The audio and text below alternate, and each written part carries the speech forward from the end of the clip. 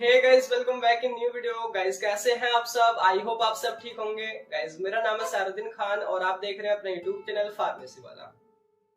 कोई भी सपना साकार करने के लिए सबसे जरूरी है सही कोच का होना। चुनिए फार्मेसी वाला को और करे अपने B pharm and D pharm का सपना साकार। Download the app now. तो आज की जो वीडियो है, इस वीडियो से हम फाइनली स्टार्ट कर रहे हैं 7 सेमेस्टर के इंपॉर्टेंट क्वेश्चन। तो बहुत सारे कमेंट और मैसेजेस आ रहे थे कि आप 7 सेमेस्टर के इंपॉर्टेंट क्वेश्चन बनाएं। तो फाइनली वीडियो अब आ ही गई है। तो इसमें हम देखने वाले हैं, पहला जो आपका सब्जेक्ट है वो है इंस्ट्रूमेंटल मेथड ऑफ एनालिसिस। तो उसके सारे short plus long important question, और ये काफ़ी इनफ होंगे, यानी कि अगर आप इन्हीं को पढ़ लोगे ना, आप गारंटीड पास हो जाओगे। ठीक है, तो देखते हैं इसके बारे में। देखिए, सबसे पहला पॉइंट यहाँ पे लिखा है कि ये जो सारे क्वेश्चंस हैं वो इस तरीके से लिखे गए हैं ताकि जो आपका लेंथी सिलेबस है वो कम टाइम में कवर हो जाए। सेकंड, यहाँ पे शॉर्ट एंड लॉन्ग दोनों टाइप के क्वेश्चन होने वाले हैं। एंड थर्ड पॉइंट है कि मोस्टली जो क्वेश्चन है हमने प्रीवियस क्वेश्चन पेपर के बेसिस पे सेलेक्ट किए हैं। यहाँ पे सारे क्वेश्चन जो है यूनिट वाइज लिखे हुए हैं। टोटल यहाँ पे 27 क्वेश्चन होने वाले हैं पाँचों यूनिट से।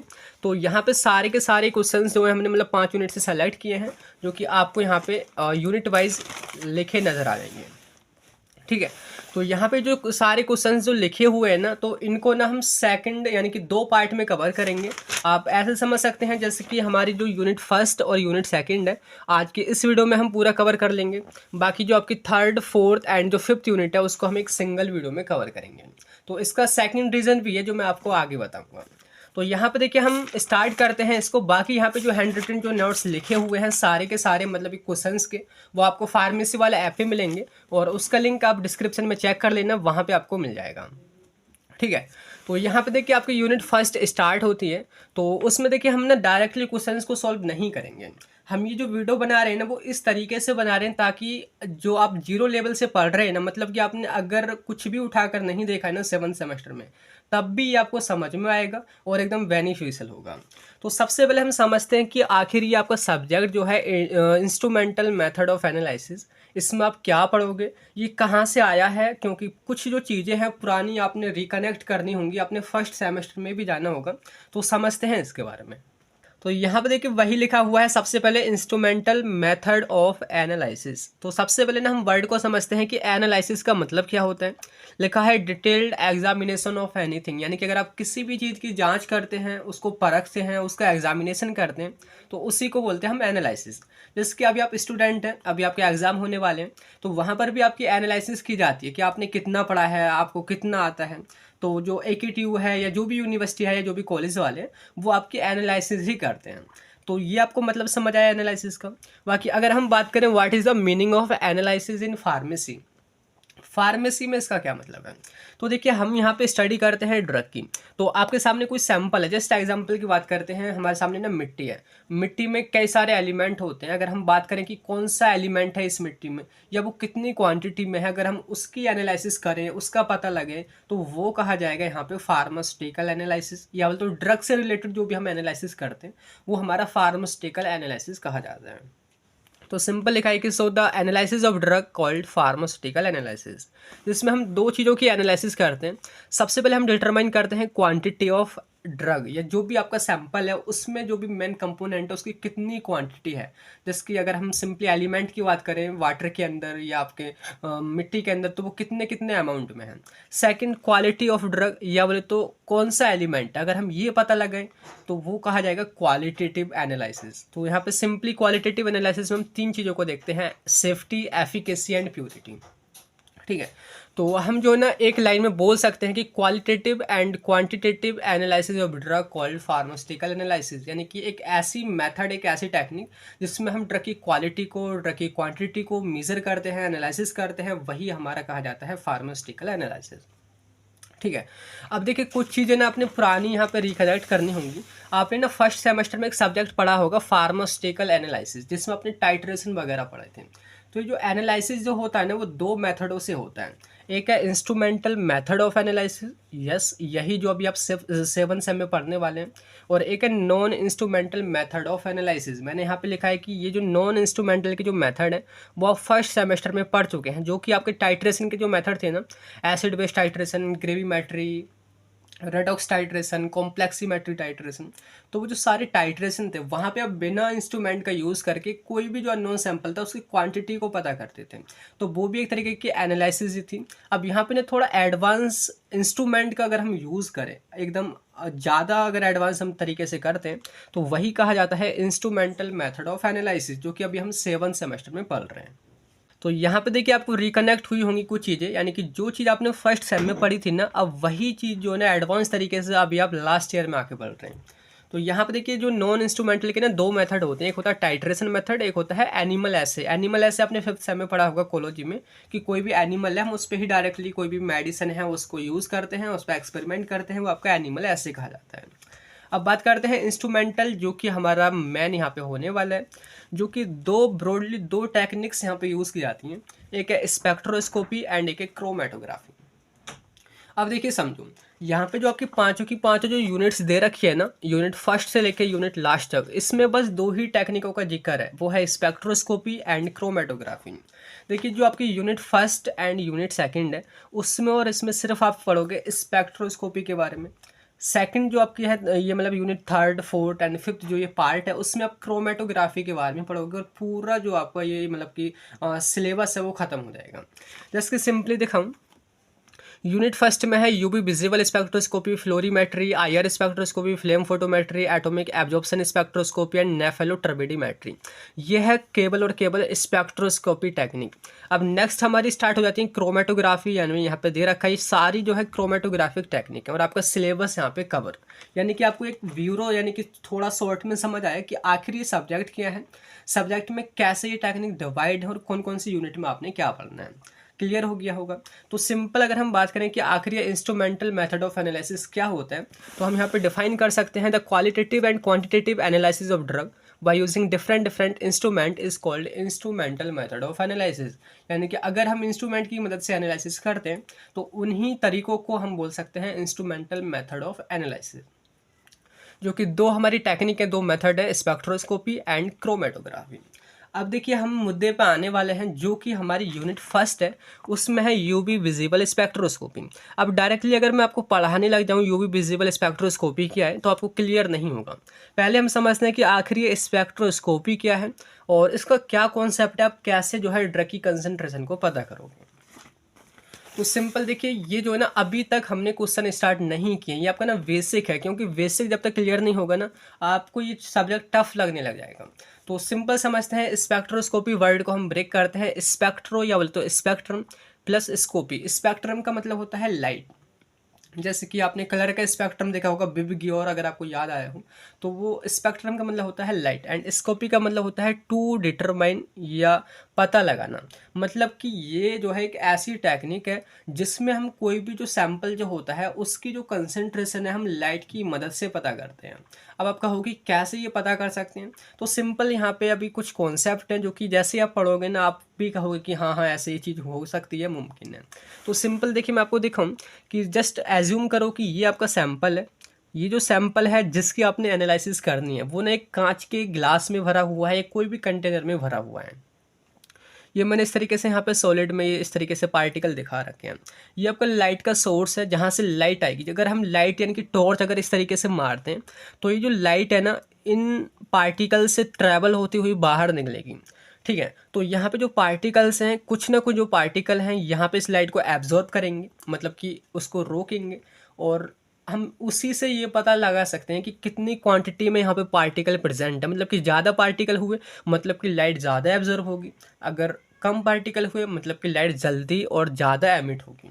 क्लियर हुआ? तो सिंपल सा भी कॉन्सेप्ट समझो, बाकी जैसे जैसे आपका लेवल बढ़ेगा अभी यूनिट वाइज, आपको बहुत सारी चीज़ें क्लियर हो जाएंगी। ठीक है, तो सिंपल समझो कि spectroscopy is the method of analysis in which we analyse unknown sample of drug by using light. एक ऐसा तरीका है जिसमें हम अननोन सैंपल की कंसंट्रेशन को या उसकी एनालिसिस करते हैं, किसकी मदद से? लाइट की मदद से। ये जो ना दो प्रिंसिपल पे काम करता है, जिसको अभी डिटेल में आगे हम देखेंगे। इट डील्स विद एब्जॉर्प्शन, मतलब कि एब्जॉर्ब कितनी हो रही है हमारी लाइट, ये उस पर डिपेंड करता है। ज़्यादा एब्जॉर्ब हुई मतलब कि ज़्यादा कंसेंट्रेशन है यहाँ पे कोई भी आपका सॉल्वेंट है, और सॉरी सैंपल है। अगर कम एब्जॉर्प्शन हुआ मतलब कि कम यहाँ पे कंसेंट्रेशन है। And also it depend on emission. तो यहाँ पे जो टेक्निक दे रखी है जैसे कि UV visible spectroscopy, fluorimetry, IR spectroscopy, तो इनमें से कोई तो डिपेंड करता है एब्जॉर्प्शन पे और कोई डिपेंड करता है एमिशन पे। तो बारी बारी से जब आप सभी का प्रिंसिपल देखेंगे आपको चीज़ें यहाँ पे क्लियर हो जाएंगी। तो आपको इतना समझ आया कि हम स्पेक्ट्रोस्कोपी किसको बोलते हैं। अब देखिए कुछ चीज़ें और आपने ध्यान रखनी है। उससे पहले देखिए मैं आपको थोड़ा बेसिक समझा देता हूँ कि आपने ना एक दो चीज़ और ध्यान रखनी है, जिसकी जो आपकी जो ये रेज जो होती है, लाइट जो होती है ना, तो वो हमारी इलेक्ट्रोमैग्नेटिक रेडिएशन होता है, टाइप की एनर्जी ही होती है। तो वो इस तरीके से वेव के रूप में चलती है। तो आपने ना दो चीज़ों की डेफिनेशन और ध्यान रखनी है, वेवलेंथ क्या होती है और फ्रीक्वेंसी क्या होती है। देखिए वेवलेंथ कहने का मतलब है यानी कि लेंथ ऑफ वेव। जैसे कि ये हमारी जो वेव है कुछ इस तरीके से चलती है, और ये ना जो पीक जो होती है, जो नियरेस्ट जो दो पीक होती हैं उसके बीच की अगर हम डिस्टेंस को मेज़र करें तो उसको बोलते हैं वेव लेंथ। यानी कि ये इतनी जो लंबाई है हमारी वेव की लंबाई है, ऐसे बोल सकते हैं। तो it is the distance between two nearest peak of wave. ठीक है, ये चीज़ें ना वेवलेंथ, फ्रीक्वेंसी, एनर्जी, ये सभी ना भी आपको आगे ना मतलब कि बार बार समझने की ज़रूरत नहीं पड़ेगी, इसी वजह से मैं आपको यहाँ पे बता रहा हूँ। तो वेवलेंथ किसको बोलते हैं, यानी कि जो नियरेस्ट जो दो पीक होती है उसके बीच के डिस्टेंस को हम बोलते हैं वेवलेंथ। अभी फ्रीक्वेंसी क्या होती है, फ्रीक्वेंसी का मतलब होता है बारंबार, या बोले तो एक सेकंड में हमारी जो ये वेवलेंथ है वो कितनी साइकिल अपनी कंप्लीट कर लेती है। मतलब जो वेव जो है ये एक सेकंड में कितनी ऐसी साइकिल कंप्लीट कर लेती है उसको हम बोलते हैं frequency. It is defined as number of wave cycle complete in 1 second. तो देखिए जहाँ पे वेव लेंथ आपकी जितनी छोटी होगी ना उतनी ही ज़्यादा फ्रीक्वेंसी बढ़ेगी। मतलब ये एक दूसरे के अपोजिट होते हैं। और यहाँ पे देखिए जो वेवलेंथ जो होती है ना उसको हम लैम्डा से रिप्रेजेंट करते हैं और फ्रीक्वेंसी को हम न्यू से रिप्रेजेंट करते हैं। ये एक दूसरे के अपोजिट है। अगर वेवलेंथ बढ़ेगी तो फ्रीक्वेंसी कम होगी, फ्रीक्वेंसी बढ़ेगी तो वेवलेंथ कम होगी। तो यहाँ पे ना हम ऐसे दिखा सकते हैं कि nu is indirectly proportional to lambda, nu equals to 1/λ, हम ऐसे लिख सकते हैं। क्लियर हो गया। अब ये चीज़ें ना आपको आगे काम आएंगी, और जस्ट अभी ना हम क्वेश्चंस को स्टार्ट ही करने वाले हैं। उससे पहले ना आपने एक चीज़ और समझ लेनी है ताकि आपको दिक्कत ना स्टार्टिंग करने में, कि जो हमारा ये होता है ना इलेक्ट्रोमैग्नेटिक रेडिएशन, या सिंपल टर्म में हम इसको लाइट बोल रहे हैं, जिसकी मदद से हम एनालिसिस कर रहे हैं। तो उसमें ना कई सारी रेज होती हैं, जैसे कि गामा रेज है, एक्स रेज है, अल्ट्रा वायलेट रेज है, इंफ्रारेड रेज है, और जो मैंने रेड कलर में दिखा रखा है विब ग्योर, यानी कि विजिबल लाइट है जिससे की चीज़ें हमको नज़र आती हैं। रडार वेव है, माइक्रोवेव है, टेलीविज़न वेव है, रेडियो वेव है। तो सभी की वेवलेंथ अलग अलग होती है। जैसे कि गामा रेज की सबसे कम होती है 10⁻⁻15, उससे कम होती है, उससे ज़्यादा होती है एक्स रेज की 10⁻⁻10। अल्ट्रावायलेट रेज की होती है यहाँ से लेके यानी कि 10.5 तक, 10 की पावर -5 तक। फिर ये लगातार बढ़ती जाती है। और सबसे ज़्यादा होती है रेडियो वेव की, जो कि आपकी 10 की पावर 5 से लेके 10 की पावर 15 तक ही होती है। तो यहाँ पे देखिए समझाने वाली बात क्या है कि ये जो लाइट जो होती है ना ये हर एक स्पेक्ट्रोस्कोपी में अलग लाइट यूज़ की जाती है, अलग वेव यूज़ की जाती है। जैसे कि सिंपल मैं आपको बताऊँ, यूवी विजिबल स्पेक्ट्रोस्कोपी, इसका नेम ही यहाँ से आया है। यूवी कहने का मतलब है अल्ट्रावायलेट, एंड विजिबल कहने का मतलब है यानी कि विजिबल लाइट, यानी कि ऐसी स्पेक्ट्रोस्कोपी जिसमें हम अल्ट्रावायलेट रेज और विजिबल लाइट का यूज़ करके एनालिसिस करते हैं, वो हमारी स्पेक्ट्रोस्कोपी यूवी विजिबल स्पेक्ट्रोस्कोपी कही जाएगी। सेकंड जैसे कि यहाँ पे देखो आईआर स्पेक्ट्रोस्कोपी, इंफ्रारेड स्पेक्ट्रोस्कोपी। तो यहाँ पे हम इंफ्रारेड जो रीजन है उसमें जो भी उसकी वेवलेंथ वाली जो लाइट होती है उसका हम यूज़ करते हैं। ठीक है, तो इस तरीके से नहीं लगातार चेंज होती रहती है। क्लियर हो गया। अब हम देखते हैं क्वेश्चंस के बारे में। तो यहाँ पे देखिए पहला क्वेश्चन है, देखिए वो है define UV visible spectroscopy and write its principle, जो कि 2 मार्क्स में ये पूछ लिया जाता है। तो हमारा चैप्टर यही स्टार्ट होता है। अब बिल्कुल भी ना आपको समझने में दिक्कत नहीं आने वाली। जैसे कि हम वर्ड को ब्रेक करते हैं, UV visible plus spectroscopy. UV visible कहने का मतलब है ultra violet rays and visible light, and spectroscopy यानी कि ऐसी टेक्निक जिसमें हम लाइट की मदद से एनालिसिस करते हैं। ठीक है, तो इसकी डेफिनेशन आप खुद बना करके कैसे लिख सकते हैं कि ये हमारी एक ऐसी टेक्निक है जिसमें जो हम एनालिसिस जो करते हैं किसी सैंपल की कंसंट्रेशन की जो पता लगाते हैं वो अल्ट्रावायलेट रेज और विजिबल लाइट को पार करके या सैंपल से क्रॉस करा करके पता लगाते हैं। है ना सिंपल। तो सिंपल से आपने बस यहाँ पे डेफिनेशन लिख देनी है कि ultraviolet ultra violet visible spectroscopy is a method of quantitative analysis. आपने एक और चीज़ मेंशन करनी है कि ये जो है ना क्वांटिटेटिव एनालिसिस होती है, मतलब कि इसमें केवल आप क्वांटिटी को पता कर सकते हैं, क्वालिटी को पता नहीं कर सकते यूवी विजिबल स्पेक्ट्रोस्कोपी में। तो सिंपल कि ये हमारी क्वांटिटेटिव एनालिसिस होती है in which quantity of any sample is determined by using ultra violet and visible light. Clear हो गया। जैसे कि यहाँ पे ना मैंने बोला था कि हर एक की वेवलेंथ अलग होती है हर एक लाइट की।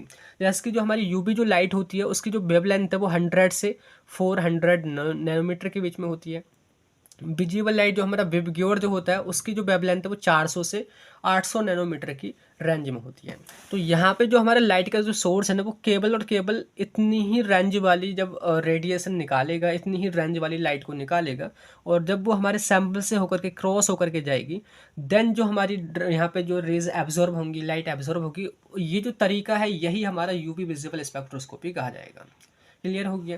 अब बात करते हैं इसका प्रिंसिपल। तो लिखा है कि it is based on the principle of absorption of ultraviolet and visible light by sample. कि देखिए यहाँ पे जो हमारा सैंपल है उसकी जितनी ज़्यादा कंसंट्रेशन होगी उतना ही ज़्यादा एब्जॉर्प्शन होगा। मतलब कि यहाँ पे ज़्यादा पार्टिकल होंगे तो ज़्यादा यहाँ पे एब्जॉर्प्शन होगा, और कम पार्टिकल होंगे तो कम एब्जॉर्प्शन होगा, और उसी की मदद से हम पता लगा लेंगे कि कितनी कंसंट्रेशन है यहाँ पे सैंपल की। तो सिंपल लिख सकते हैं कि high concentration equals to high absorption, यानी कि जितना ज़्यादा एब्जॉर्प्शन होगा हमारी लाइट का उतना ही ज़्यादा वहाँ पे कंसंट्रेशन होगा। क्लियर हो गया। ये हमारा पहला क्वेश्चन यहाँ पे कंप्लीट होता है। सेकंड हम बात करते हैं, हमारा क्वेश्चन है वो है define chromophore and auxochrome with example. यहाँ पे क्रोमोफोर एक्सोक्रोम के बारे में 2 मार्क में पूछा जाता है। तो पहले हम समझते हैं क्रोमोफोर क्या होते हैं। देखिए क्रोमो प्लस फोर, 2 वर्ड में हम इसको ब्रेक कर देते हैं। तो क्रोमो का मतलब होता है कलर एंड फोर का मतलब होता है वियरिंग या तो शो करना, मतलब कि कलर शो करना। आप ऐसे बोल सकते हैं कि क्रोमोफोर ना ऐसे मोलिक्यूल या ग्रुप होते हैं किसी भी कंपाउंड के अंदर जो कलर को शो करते हैं। जैसे कि सिंपल मेरे सामने ये पेन है, इस पर ये जो कलर आ रहा है ना वो क्रोमोफोर की वजह से आ रहा है। अगर हम क्रोमोफोर को निकाल दें तो ये हमारी कलरलेस हो जाएगी। तो जो भी चीज़ आपको नज़र आती है, हमारी आंखों को जो भी दिखती है, तो वो क्रोमोफोर की मदद से आपको नज़र आती है। तो क्रोमोफोर आर मोलिक्यूल और group of molecule which show colour in any compound, या आप ऐसे बोल सकते हैं the part of compound that responsible for colour is called chromophore. तो एग्जाम्पल इसके यहाँ पे ना कुछ हमारे ग्रुप होते हैं, जैसे इथाइलिन ग्रुप है, एस्टाइलिन ग्रुप है, नाइट्रो ग्रुप है। तो इनकी वजह से ही कलर आपको नज़र आता है हर एक ऑब्जेक्ट में। तो जैसे कि नाइट्रो जो ग्रुप होता है ना उससे जो है ना आपको येलो कलर नजर आता है, यानी कि जहाँ पे येलो कलर होगा वहाँ पे ये जरूर होगा। क्लियर हुआ। अब यहाँ पे सेकंड जो है आपका वो है ऑक्सोक्रोम। ऑक्सोक्रोम क्या होता है, देखिए हम वर्ड को ब्रेक करते हैं, ऑक्सो प्लस क्रोम। ऑक्सो का मतलब है इंक्रीज करना यानी कि बढ़ाना, क्रोम बोले तो कलर, यानी कि ये जो है ना ऐसे आपके ग्रुप होते हैं कि जिनका खुद का तो कलर नहीं होता, लेकिन जब ये क्रोमोफोर के साथ में ऐड कर दिए जाते हैं तो ये उसकी इंटेंसिटी को बढ़ा देते हैं। मतलब क्या एज ए हेल्पर काम करते हैं, खुद काम नहीं कर सकते अकेले, लेकिन हाँ अगर दूसरे के साथ काम करेंगे तो उसकी इंटेंसिटी को बढ़ा देंगे। तो इसके सिंपल यहाँ पे डिफाइन करना कि auxochrome are the functional group which does not show colour but when it attach to chromophore so it increase the ability of chromophore. ये उसकी एबिलिटी को बढ़ा सकते हैं या बढ़ा देते हैं, मीन कलर को बढ़ा देते हैं। तो यहाँ पे देखिए ऑक्सोक्रोम के 2 एग्जाम्पल हैं, इसका हाइड्रोक्साइड ग्रुप और अमीन ग्रुप, ये हमारे ऑक्सोक्रोम की तरह काम करते हैं। जैसे कि आगे मैंने यहाँ पे शो कर रखा है कि जस्ट एज्यूम करो कि ये आपकी बेंजीन है, मतलब कि सामने लिख रखा है ये बेंजीन है, तो इस पर ना तो कोई क्रोमोफोर है ना ही ऑक्सोक्रोम है, तो ये हमारी कलरलेस है। जैसे हमने नाइट्रो ग्रुप अटैच किया ना, नाइट्रो ग्रुप क्या था हमारे यहाँ पे, ये हमारा क्रोमोफोर था, तो ये येलो कलर देता था। जैसे ही हमने इस पर ऐड किया तो यहाँ पे जो हमारी बेंजीन ना नाइट्रो बेंजीन बन गई, और इसका जो कलर है वो पेल येलो हो गया, हल्का येलो हो गया। और नाइट्रो के साथ साथ अगर हमने ये OH ग्रुप अटैच कर दिया यानी कि ऑक्सोक्रोम अटैच कर दिया तो इसका जो कलर है वो हमारा डार्क येलो हो गया। तो ये ही होता है ऑक्सोक्रोम का काम, यानी कि ये इंटेंसिटी को बढ़ा देते हैं। क्लियर हो गया। तो यहाँ पे देखिए अभी जो है ना हमने ना 2 क्वेश्चन यहाँ पे कवर करें, जिसके सिंपली जो अभी शॉर्ट ये हमारे क्वेश्चंस थे। अब हमारा नेक्स्ट क्वेश्चन जो बनता है ना वो है what is wear and Lambert's law, explain derivation and deviation. ये थोड़ा लेंदी होने वाला है, 7 मार्क्स का क्वेश्चन है। तो यहाँ पे वियर एंड लैम्बर्ट्स लॉ जो होता है ये पूरा आपने डिटेल में बताना है। तो यहाँ पे देखिए वही जो हेडिंग वो लिखी हुई है वियर्स एंड लैम्बर्ट्स लॉ। तो पहले हम समझते हैं कि लैम्बर्ट्स लॉ क्या है, क्योंकि सबसे पहले ना यही आया था कि एक साइंटिस्ट थे हमारे लैम्बर्ट, जिन्होंने 1760 में एक लॉ दिया था कि according to this law the absorbance of monochromatic light is directly proportional to the length of solution. कि उन्होंने बोला कि जो हमारा ये सैंपल जो होता है, जैसे कि सपोज सैंपल हमारे इतने लेंथ वाले कंटेनर में भरा हुआ है, जैसे कि यहाँ पे हमारी इसकी एल लेंथ हम मान लेते हैं, तो उसमें हमारा कोई भी सैंपल भरा हुआ है, तो उनका कहना था कि जो भी हमारी लाइट आती है तो उसका जो एब्जॉर्प्शन जो होता है ना, वो इसकी लेंथ पे डिपेंड करता है कि वो कितनी लंबाई की कंटेनर में भरा हुआ है, वो लाइट कितना पास से ट्रैवल करती है। मतलब कि आप ऐसे बोल सकते हैं absorbance is directly proportional to length. ये उनके अकॉर्डिंग था, यानी कि लैम्बर्ट्स के अकॉर्डिंग। तो यहाँ पे वही है कि the absorbance of monochromatic light is directly proportional to the length of solution. ठीक है, absorbance is directly proportional to length. इतना क्लियर हो गया। अब ये जो ना आपने इन्होंने जो ना 1760 में दिया था, अब इससे ना कम से कम 80-90 साल बाद एक दूसरे साइंटिस्ट आते हैं, बियर। तो उन्होंने अपना लॉ दिया कि भाई ये जो एब्जॉर्बेंस जो होता है ना, वो लेंथ पे डिपेंड नहीं करता। उनके अकॉर्डिंग वो जो डिपेंड करता है वो कंसंट्रेशन पे डिपेंड करता है, कि यहाँ पे जितनी ज़्यादा जो भी मॉलिक्यूल है उनकी कंसंट्रेशन होगी उतनी ही ज़्यादा यहाँ पे जो है एब्जॉर्बेंस होगी लाइट की। तो सिंपल इनके अकॉर्डिंग क्या है कि according to this when monochromatic light pass through solution, so absorbance of monochromatic light is directly proportional to the concentration of solution. यानी कि एब्जॉर्बेंस उतना ही ज़्यादा होगा जितनी ज़्यादा कंसंट्रेशन होगी, यानी कि A is directly proportional to C. लेकिन दोनों के जो लॉ है वो ठीक है। तो अब हमने क्या करा, मतलब कि आगे चल के जो डेवलपमेंट होते हैं लगातार, तो दोनों को ना कंबाइन कर दिया, वियर एंड लैम्बर्ट्स लॉ, जो कि कंबाइंड रूप में कहे गए। तो यही जो दो लॉ हैं वो हमने यहाँ पे कंबाइन कर दिए, और कंबाइन करने के बाद क्या होता है वो आगे आगे की चीज़ें यहाँ पे आपने इस तरीके से लिखनी है कि वाई कंबाइनिंग बोथ लॉज, दोनों लॉ को अगर हम कंबाइन करते हैं, जैसे कि पहला लॉ था A is directly proportional to L, second law था A is directly proportional to C. तो दोनों को हम मल्टीप्लाई कर सकते हैं, यानी कि A is directly proportional to C into L. ठीक है, अब यहाँ पे प्रोपोर्शनल को अगर हम हटाएंगे तो यहाँ पे ना एक आपका एक कांस्टेंट आ जाएगा एप्सिलॉन, जो कि कोएफिशिएंट कांस्टेंट होगा। तो ए जो है एब्जॉर्बेंस है, ई जो है मोलर एब्जॉर्प्शन कोफिशिएंट है, ये एप्सिलॉन जो है, एल जो है वो लेंथ ऑफ सॉल्यूशन यानी कि पाथ ऑफ लाइट है, एंड सी जो है वो कंसंट्रेशन है। तो यहाँ पे देखिए दोनों लॉज को हम कंबाइन करके बोल सकते हैं कि जो एब्जॉर्बेंस जो होती है लाइट की, वो जो है ना लेंथ के साथ साथ कंसंट्रेशन पे भी डिपेंड करती है। मतलब कि कितनी ज़्यादा कंसंट्रेशन होगी और कितनी ज़्यादा लेंथ होगी, ये उस पर डिपेंड करता है। तो सिंपली यहाँ पे वही अब कंबाइन फॉर्म में यहाँ पे लिखना होगा कि when monochromatic light pass through solution, so according to this law ये होता कैसे एब्जॉर्प्शन, तो the absorption of light is directly proportional to the concentration as well as length of solution. मतलब कि जैसे कि यहाँ पे दिखा रखा है कि हमारी मोनोक्रोमेटिक लाइट किसको हम बोलते हैं, अभी मैं आपको आगे बताऊंगा। सिंपल में आप ऐसे ध्यान रखें, यानी कि ऐसी लाइट जो कि एक फ्रिक्वेंसी की हो, या आप बोल सकते हैं एक वेवलेंथ वाली लाइट हो, तो उसको हम ना मोनोक्रोमेटिक लाइट बोलेंगे। तो जब हमारी जो लाइट है इस सैंपल से पास होती है, तो उसका जो एब्जॉर्बेंस है वो दो चीज़ पे डिपेंड करेगा, कि यहाँ पे जो सैंपल जिस भी कंटेनर में है उसकी लंबाई कितनी है, लेंथ कितनी है, यानी कि पाथ ऑफ ट्रैवल, एंड यहाँ पे कितनी कंसंट्रेशन है ड्रग की या सैंपल की। ठीक है, बस यही है आपका वियर एंड लैम्बर्ट्स लॉ। अब ये जो भी स्टेटमेंट है ना कि absorbance of light is directly proportional to concentration as well as length of solution, अब यही आपने ना डेराइव करना है। यानी कि ये जो फॉर्मूला है A is directly proportional to C into L, ये आपने डेराइव करना होगा, और ये आपका जो मतलब कि क्वेश्चन है यहाँ पे कवर हो जाएगा। तो यहाँ पे देखिए बात करते हैं डेरिवेशन की। तो यहाँ पे स्टार्टिंग में देखिए वही स्टेटमेंट लिखा हुआ है कि लिखा है कि when monochromatic light pass through any solution, जब किसी भी सॉल्यूशन से मोनोक्रोमेटिक लाइट पास की जाती है, so change in intensity over per unit change in distance, यानी कि चेंज इन इंटेंसिटी, यानी कि जो भी लाइट की इंटेंसिटी यहाँ पे हम डाल रहे हैं उसमें जो चेंज होता है per unit change in length, यानी कि जैसे जैसे वो आगे बढ़ती जाती है तो उसकी इंटेंसिटी में जो चेंज जो होता है ओवर द लेंथ, तो वो डायरेक्टली प्रोपोर्शनल होता है। लिखा है कि is directly proportional to the concentration of solution and initial intensity of light. वो दो चीज़ों के डायरेक्टली प्रोपोर्शनल होता है कि वहाँ पे जो भी सैंपल है उसमें उसकी कितनी कंसंट्रेशन है और शुरू में आपकी लाइट की कितनी इंटेंसिटी थी। तो यही जो बात बोली ना, इसको हम ऐसे लिख सकते हैं कि देखिए D I minus D I upon D X is directly proportional to C into आई।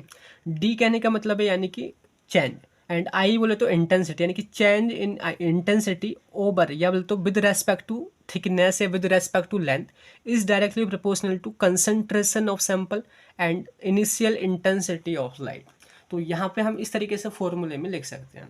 तो यहाँ पे जो माइनस जो चिन्ह है ना, वो ये शो कर रहा है कि यहाँ पे ना जो लाइट की जो इंटेंसिटी है ना, वो लगातार, जैसे यहाँ पे ज़्यादा थी, अब जैसे जैसे वो ट्रेवल करेगी वो लगातार कम होती जाएगी, क्योंकि यहाँ पे ना एब्जॉर्बेंस भी हो रहा है। तो माइनस जो है यही यहाँ पे शो कर रहा है। तो यहाँ पे मैंने दिखा रखा है कि minus because light intensity decrease. बाकी यहाँ पे हम इसको इस तरीके से लिख सकते हैं, अगर आप प्रोपोर्शनल को हटाओगे, कि minus D I upon D X is equals to K C आई। यहाँ पे आपका कांस्टेंट आ गया।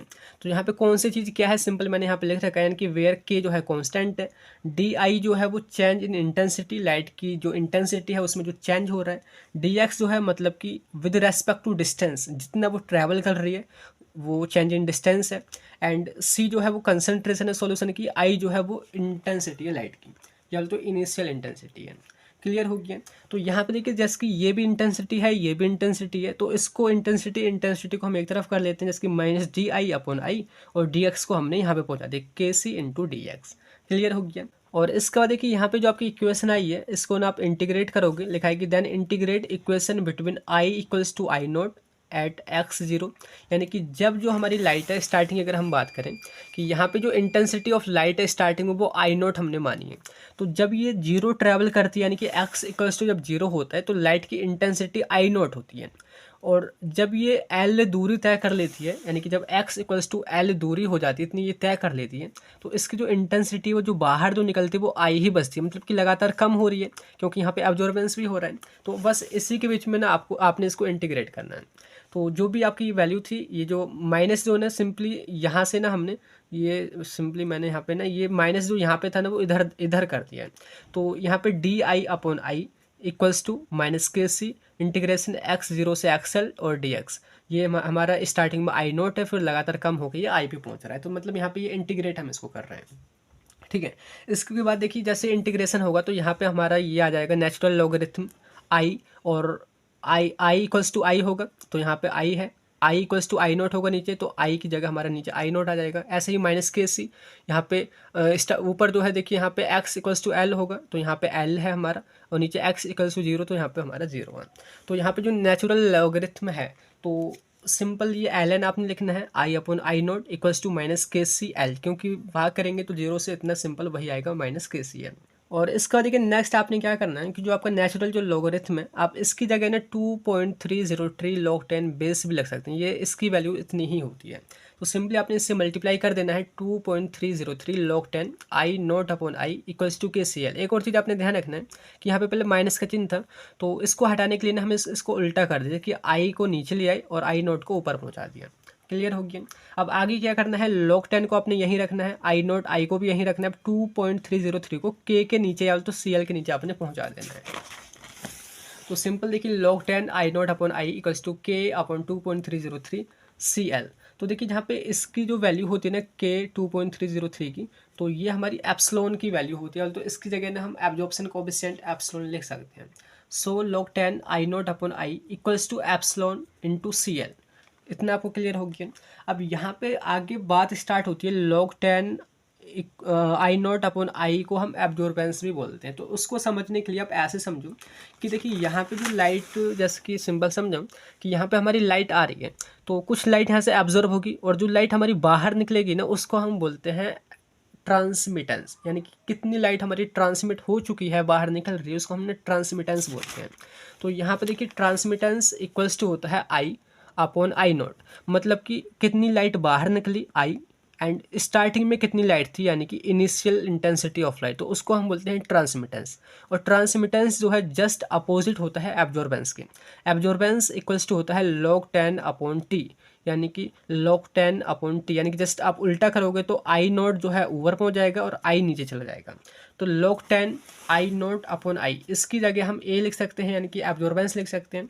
तो where log 10 I naught upon I equals to absorbance, तो A equals to epsilon into C L, A equals to epsilon into C L, ये हमारा हो जाएगा। यही तो हमारा वियर्ड का लैम्बर्ट्स का होता है कि जो एब्जॉर्बेंस होता है वो डायरेक्टली प्रोपोर्शनल होता है कंसंट्रेशन के और लेंथ के।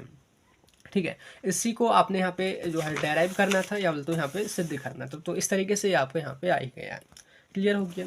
अब यहाँ पे देखिए क्वेश्चन में हमारा एक और चीज़ यहाँ पे मेंशन था कि आपने डेविएशन भी बताने हैं, मतलब कि क्या क्या दिक्कतें इसमें आ जाती हैं। देखिए ये जो होता है ना, ये जो सारी जो यूवी स्पेक्ट्रोस्कोपी है तो ये इसी के लॉ पे बेस्ड होती है। तो डेविएशन कहने का मतलब है यानी कि एरर इन नॉर्मल प्रोसीजर। अगर आप परफॉर्म कर रहे हैं कोई भी मतलब कि अपना टेस्टिंग वगैरह, तो अगर कोई एरर आती है ना, उसी को हम डेविएशन बोलते हैं। तो किन किन वजह से, किन तरीक़ों से आ सकती है, तो यहाँ पे देखिए पहला ट्रू या रियल डेविएशन, दूसरा है केमिकल डेविएशन एंड तीसरा है इंस्ट्रूमेंटल डेविएशन। तो पहले हम समझते हैं रियल डेविएशन, यानी कि deviation due to high concentration. कई बार क्या होता है, जैसे कि हमारा भी कॉन्सेप्ट यहाँ पे अभी हमने पढ़ा है कि जितनी ज़्यादा कंसंट्रेशन होगी उतना ही ज़्यादा एब्जॉर्बेंस होगा। लेकिन कई बार क्या होता है कि अगर आप कंसंट्रेशन बढ़ाते हैं ना, तब भी एब्जॉर्प्शन ज़्यादा नहीं होता। उसका मेन रीज़न होता है due to refractive index. Refractive index में चेंज होने की वजह से या हाई होने की वजह से, तो यहाँ पे जो है डेविएशन देखा जाता है। कंसंट्रेशन बढ़ाई जाने पर भी एब्जॉर्बेंस नहीं बढ़ पाता है, तो इसको हमने रियल या बोल तो ट्रू डेविएशन बोलते हैं। सेकंड है केमिकल डेविएशन, यानी कि अगर वहाँ पे आपके सैंपल में कोई कॉम्प्लेक्स का फॉर्मेशन हो जाता है, पीएच में चेंज हो जाता है सैंपल के में, हाइड्रोलाइसिस वहाँ पे हो जाती है, डिसोसिएशन, हाइड्रोजन बॉन्डिंग वगैरह यहाँ पे हो जाता है, तो उसको हम बोलते हैं केमिकल डेविएशन। इसकी वजह से भी आपका जो रिजल्ट है वो अफेक्ट हो सकता है। नेक्स्ट थर्ड वो है इंस्ट्रूमेंटल डेविएशन, यानी कि ये जो है हमारा इंस्ट्रूमेंट में या तो कोई भी हमारा जो उस इंस्ट्रूमेंट के पार्ट है उसमें कमी होने की वजह से होता है। तो इस तरीके से जो आपका जो क्वेश्चन था यहाँ पे कंप्लीट होता है। और इसके बाद देखिए नेक्स्ट क्वेश्चन देखिए वो है explain the instrumentation of UV visible spectroscopy in detail, जो कि 7 या 10 मार्क्स में पूरा बनता है कि जो यूवी विजिबल स्पेक्ट्रोस्कोपी है पूरा ना आपने उसका इंस्ट्रूमेंटेशन समझाना होगा। तो यहाँ पे देखिए पहले ना आपने वही डेफिनेशन लिखनी होगी जैसे कि सिंपली मैंने अभी समझाई ही थी पहले क्वेश्चन में, तो वही सेम यहाँ पे लिखा हुआ है। और प्रिंसिपल भी सेम वही यहाँ पे लिखा हुआ है कि ये एब्जॉर्प्शन पे डिपेंड होता है, जितनी ज़्यादा कंसंट्रेशन होगी उतना ही लाइट का एब्जॉर्प्शन होगा। हम डायरेक्टली बात करते हैं अब इंस्ट्रूमेंटेशन के बारे में, यानी कि कौन कौन से पार्ट जो है इसके इंस्ट्रूमेंट में होते हैं। तो यहाँ पे देखिए वही हेडिंग लिखी हुई है, instrumentation of UV visible spectroscopy. तो यहाँ पे जो पूरा जो इंस्ट्रूमेंट है जो यहाँ पे यूज़ किया जाता है उसको हम बोलते हैं यूवी विजिबल स्पेक्ट्रोफोटोमीटर। यानी कि पूरा इंस्ट्रूमेंट की आपने सारी प्रोसेस समझनी है, कौन कौन से पार्ट होते हैं, वो कैसे काम करते हैं। तो यहाँ पे सिंपली लिखा हुआ है ना, इसमें ना 4-5 पार्ट होते हैं, जैसे कि सोर्स ऑफ रेडिएशन, यानी कि कहाँ से आपको लाइट मिलेगी, रेडिएशन कहाँ से मिलेगा। वेवलेंथ सेलेक्टर, यानी कि स्पेशल वेवलेंथ आपने सेलेक्ट करनी होगी, उसको हमने मोनोक्रोमेटर भी बोलते हैं, ये पार्ट होगा। एक सैंपल सेल होगी जिसमें आपका सैंपल भरा जाएगा, जिसको हम क्यूबेट भी बोलते हैं। एक होगा डिटेक्टर, जो कि जो भी आपके एब्जॉर्बेंस होगा वो डिटेक्ट करेगा और उसको ना सिग्नल या तो इलेक्ट्रिकल सिग्नल में कन्वर्ट करेगा। रिकॉर्डर, यानी कि जो आपको स्क्रीन पे नज़र आएगा। तो ये ना पार्ट जो है ना इनको आप बिल्कुल रट लो, क्योंकि आने वाले जो भी टॉपिक है ना, जैसे कि यहाँ पे फ्लोरोमेट्री आने वाला, तो उसके इंस्ट्रूमेंटेशन में भी सेम यही पार्ट होंगे। ऐसे ही आईआर स्पेक्ट्रोस्कोपी में भी सेम यही होगा, फ्लेम फोटोमेट्री में भी सारी की सारी जो स्पेक्ट्रोस्कोपी है उनमें यही पार्ट होने वाले हैं, बस थोड़े थोड़े से चेंजेस होंगे। तो सिंपली ना मैं आपको यहाँ पे दिखाऊं तो ये कुछ इस तरीके का इसका इंस्ट्रूमेंटेशन होगा कि स्टार्टिंग में आपके पास सोर्स ऑफ लाइट होगी, यानी कि जहाँ से आपको लाइट मिलेगी। अभी जो लाइट यहाँ से निकलेगी ना वो पॉलीक्रोमेटिक लाइट होगी, मतलब कि वो चारों पांचों दिशाओं में बहेगी और वो अलग अलग वेवलेंथ की लाइट होगी। अब आपने क्या करना है, उसको पहले एक जगह फिक्स करना होगा, जैसे कि यहाँ पे स्लिट लगी होती है, एंट्रेंस स्लिट इसको हम बोलते हैं। यहाँ पे प्रिज्म लगा हुआ है, प्रिज्म क्या करता है, जिसको हम मोनोक्रोमेटर बोलते हैं। मोनो का मतलब होता है एक, यानी कि सिंगल, एंड क्रोमेटर, क्रोमा जो वर्ड था ना वो उसका मतलब था कलर, यानी कि एक ऐसा सिस्टम जो कि एक सिंपल एक कलर को ही अलाउ करता है, या बोल तो एक वेवलेंथ वाली लाइट को ही आगे जाने देता है, उसको हम बोलते हैं मोनोक्रोमेटर। जैसे कि अगर हम यहाँ पे यूवी विजिबल स्पेक्ट्रोस्कोपी को पढ़ रहे हैं तो ये जो है यहाँ पे सारी रेंज वाली लाइट आएगी, लेकिन ये जो आपका प्रिज्म जो है वो एक स्पेशल रेंज, यानी कि सपोज 400 नैनोमीटर की लाइट को आगे जाने देगा। तो जैसे कि इसने ना सारे जो कलर हैं यहाँ पे निकाले, केवल एक ही कलर यानी कि ग्रीन कलर को आगे आने दिया, तो ये मोनोक्रोमेटर का काम होता है। यहाँ पे है क्यूबेट, यानी कि सैंपल जिसमें हमारा भरा होता है, ये स्पेशल टाइप के ग्लास का या क्वार्ट्ज का बना होता है, तो उसमें हम सैंपल भरते हैं। उस सैंपल उसी चीज़ में भरा होता है कि जो भी हमारी यूवी लाइट है ये सैंपल कंटेनर के द्वारा एब्जॉर्ब नहीं की जानी चाहिए, मतलब कि ये ट्रांसपेरेंट होना चाहिए। एंड देन उसके बाद डिटेक्टर, जो कि एब्जॉर्बेंस जो भी होगा उसको डिटेक्ट करेगा और इलेक्ट्रिकल सिग्नल में कन्वर्ट करेगा। लास्ट में आपको रिकॉर्डर, यानी कि स्क्रीन पर नज़र आएगा कि हाँ जी कितना एब्जॉर्बेंस है और कितनी कंसेंट्रेशन है। तो बारी बारी से जो चारों पांचों पार्ट है ना, इन्हीं के बारे में आपने डिटेल में पढ़ना है और आपको ये टॉपिक यहाँ पे कंप्लीट हो जाएगा। ठीक है। तो यहाँ पे देखिए सबसे पहला ही हमारा टॉपिक है, मतलब आगे भी आप सभी का इंस्ट्रूमेंटेशन पढ़ोगे, आगे भी जो भी मेथड है, तो यहाँ पे ना हम थोड़ा डिटेल में समझ लेते हैं। तो पहला देखिए सोर्स ऑफ रेडिएशन, यानी कि कहाँ से आपको रेडिएशन मिलेगा, कहाँ से आपको लाइट मिलेगी ना, उसके कई सारे सोर्स होते हैं, मतलब कि एक तरीके से बोल सकते हैं बल्ब होती हैं, लैंप होती हैं। तो पहला देखिए हाइड्रोजन डिस्चार्ज लैंप, ये यूज़ की जाती है। सेकंड ड्यूटेरियम लैंप भी आप यूज़ कर सकते हैं, मतलब कि आपके पास कई सारे ऑप्शन होते हैं। तो इसके अलावा जेनॉन डिस्चार्ज लैंप होती है, उसको यूज़ कर सकते हैं। मरकरी आर्क होती है, टंगस्टन लैंप होती है। तो थोड़ा थोड़ा इनके बारे में देखिए समझते हैं। तो पहला हाइड्रोजन डिस्चार्ज लैंप, तो ये जो हमारी लैंप है इस तरीके से आपको नज़र आ रहा है। तो यहाँ पे ना 2 इलेक्ट्रोड होते हैं और इसके अंदर ना हाइड्रोजन गैस ना हाई प्रेशर में भरी होती है। तो लिखा है कि in this lamp hydrogen gas is stored into under high pressure. यहाँ पे हाई प्रेशर में हमारी हाइड्रोजन गैस भरी होती है। अब क्या होता है, जैसे हम इसको होल्डर में लगाएंगे तो इलेक्ट्रोड में लाइट जाएगी, और लाइट जैसे ही जाएगी, करंट जैसे ही पास होगा, तो हाइड्रोजन जो गैस है ना वो यहाँ पे जो है ना वो एक्साइट हो जाएगी, मतलब कि उनकी जो एनर्जी वो बढ़ने लगेगी, जो भी आपके हाइड्रोजन के मॉलिक्यूल हैं। अब जैसे उनकी एनर्जी बढ़ेगी तो वो जो है यहाँ पर रेडिएशन कॉज करेंगे, यूवी रेडिएशन। तो सिंपल लिखा है कि जैसे हम हाई वोल्ट यहाँ से पास करेंगे इलेक्ट्रोड से, तो यहाँ पे इलेक्ट्रॉन जो है वो डिस्चार्ज होंगे एंड देन हाइड्रोजन के मॉलिक्यूल एक्साइट होंगे। एक्साइट होने के बाद में यहाँ पे हमारे यूवी रेडिएशन का एमिशन होगा। क्लियर हो गया। तो इस तरीके से आपको यहाँ पे यूवी रेडिएशन मिलेगा। अब यही जो यूवी रेडिएशन यहाँ से निकलेगा, अब वो इस तरीके से होता हुआ आपके सैंपल से जाएगा। ऐसे दूसरी लैंप वो है ड्यूटेरियम लैंप। सिंपल ये भी ऐसा ही होता है, सिंपली यहाँ पे ना हाइड्रोजन की जगह ड्यूटेरियम भरा होता है, और ये जो है ना ज़्यादा इफेक्टिव होती है, मतलब कि ज़्यादा रेडिएशन और निकालती है। ये 3 से 5 गुना ज़्यादा रेडिएशन निकालती है, और ये थोड़ी एक्सपेंसिव भी होती है। ऐसे ही नेक्स्ट वो है जेनॉन डिस्चार्ज लैंप। इसमें जो है ना जिनॉन भरा होता है लैंप के अंदर, जो कि 10 से 30 प्रेशर के एटीएम प्रेशर के यहाँ पे भरा होता है। और इसमें ना 2 इलेक्ट्रोड भी होते हैं टंगस्टन के, और इसकी जो इंटेंसिटी वो हाइड्रोजन लैंप से भी ज़्यादा होती है। नेक्स्ट है मरकरी आर्क। तो इसमें जो है ना मरकरी वेपर भरी होती है आर्क में, और ये जो है ना मोस्टली इसका लो स्पेक्ट्रम होता है, तो इस वजह से ज़्यादातर यूज़ नहीं की जाती, मतलब कि कम वेवलेंथ की ही लाइट निकाल पाती है। नेक्स्ट है टंगस्टन लैंप। तो ये तो सिंपली हमारे घर का बल्ब ही होता है, जो पीला वाला जो बल्ब होता है ना उसमें टंगस्टन का फिलामेंट होता है। सेम वही जो बल्ब है वो आपकी ना 350 नैनोमीटर की लाइट को ही निकालता है। तो ये जो ना रेडिएशन के सोर्स हो गए कि आपको रेडिएशन कहाँ कहाँ से मिलेगा। और इसके बाद देखिए सेकंड जो पार्ट होता है ना वो होता है वेव लेंथ सेलेक्टर। जैसे कि ये जो इतना जो पार्ट है इसको ना वेव लेंथ सेलेक्टर बोलते हैं, यानी कि वेव लेंथ को सेलेक्ट करता है कि आपको कौन सी वेव लेंथ वाली लाइट चाहिए, या इसको हम ना मोनोक्रोमेटर भी बोल देते हैं। तो इसके 3 पार्ट हैं, फिल्टर, मोनोक्रोमेटर एंड स्लिट। तो फिल्टर कहने का मतलब है ये लाइट को पहले फ़िल्टर करेगी, मतलब कि सपोज इसकी 400 से 600 की जो रेंज है वेवलेंथ वाली, उसकी लाइट को पहले ही फ़िल्टर करेगी। तो filter are use to transmit limited wavelength range of spectrum. It provide high radiation approximately 50 to 80%। जैसे कि ग्लास के फिल्टर यूज़ करते हैं, प्लास्टिक फ़िल्टर यूज़ करते हैं। तो यहाँ पे ना फ़िल्टर दिखाया नहीं है, लाइक इस तरीके से फ़िल्टर होता है, वो पहले ने कुछ रेंज तक की लाइट को फ़िल्टर कर देता है। देन उसके बाद काम आता है मोनोक्रोमेट्री या बोले तो प्रिज्म का। अब प्रिज्म क्या करता है, वो स्पेशली एक ही वेवलेंथ वाली, सपोज जैसे हमको अगर 350 वेवलेंथ की अगर चाहिए लाइट, तो वो 350 वाली ही निकाल के देगा। तो सिंपल मोनोक्रोमेटर का नेम भी यही इंडिकेट करता है। मोनो बोले तो सिंगल, क्रोमो बोले तो कलर, यानी कि जो लाइट जो होती है उसमें एक स्पेशल कलर होता है ना हर एक का। तो जैसे कि रेड का एक अलग वेवलेंथ होती है तो उसका एक अलग कलर बनता है। तो वो सिंपल एक ही लाइट को या तो एक ही वेवलेंथ की लाइट को वहाँ से निकलने देता है। तो इसमें देखिए 2 तरीके होते हैं, आप प्रिज्म का यूज़ कर सकते हैं या ग्रेटिंग का यूज़ कर सकते हैं। तो यहाँ पे सिंपली यहाँ पे हमने प्रिज्म को आपको दिखा रखा है। सेकंड यहाँ पे जो है ये स्लिट लगी हुई हैं। स्लिट जो है यहाँ पे जो चारों तरफ जो दिशाओं में जो आपकी लाइट मतलब फैलती रहती है, ये एक जगह फोकस करने का काम करती है। तो यहाँ पे 2 स्लिट होती हैं, entrance slit and exit slit. Entrance slit पहले वो नैरो लाइट को एक जगह इकट्ठा करती है, फिर जो एग्जिट स्लिट है वो भी स्पेशली एक ही लाइट को अंदर जाने देती है सैंपल तक। तो ये जो है ना इस तरीके से इसको पूरा जो सिस्टम है उसको हम बोलते हैं वेव लेंथ सेलेक्टर। अब थर्ड जो पार्ट जो स्टार्ट होता है ना वो है सैंपल सेल या क्यूबेट। देखिए जो भी आपकी जो आने वाली जो भी मेथड है, जैसे कि आगे आप देखोगे तो fluorimetry, UV visible spectroscopy, IR spectroscopy, सभी में सैंपल रखने के लिए कंटेनर यूज़ किए जाएंगे, लेकिन हर एक का कंटेनर अलग अलग किसी भी केमिकल का बना होता है। जैसे कि अगर हम यहाँ पे बात करें, ये जो सैंपल का जो कंटेनर है इसके अंदर वो या तो क्वार्ट्ज का बना होता है या सिलिका का बना होता है, क्योंकि ये ऐसे मटेरियल का बना होना चाहिए जो कि उस लाइट को एब्जॉर्ब ना करे बल्कि जाने दे आराम से। तो लिखा है कि it is a special type of container that is made up of quartz और फ्यूज्ड सिलिका, जो कि यूवी रीजन की जो भी लाइट उसको एब्जॉर्ब नहीं करता है। इट इज़ ट्रांसपेरेंट, ये ट्रांसपेरेंट होना चाहिए जो कि मोनोक्रोमेटिक लाइट को ईजिली पास होने दे। तो सिंपल आपने इस तरीके से यहाँ पे बना देना है।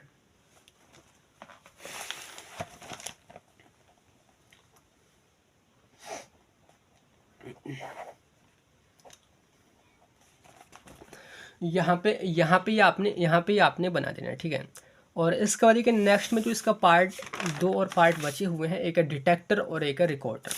मेन जो काम होता है ना वो होता है डिटेक्टर का। डिटेक्टर यानी कि जो एक्चुअली में एब्जॉर्बेंस को डिटेक्ट करेगा कि भाई कितने एब्जॉर्बेंस वहाँ पे हुआ है, फिर उसी को ना वो डाटा के रूप में, इलेक्ट्रिकल सिग्नल के रूप में रिकॉर्डर तक पहुँचाएगा।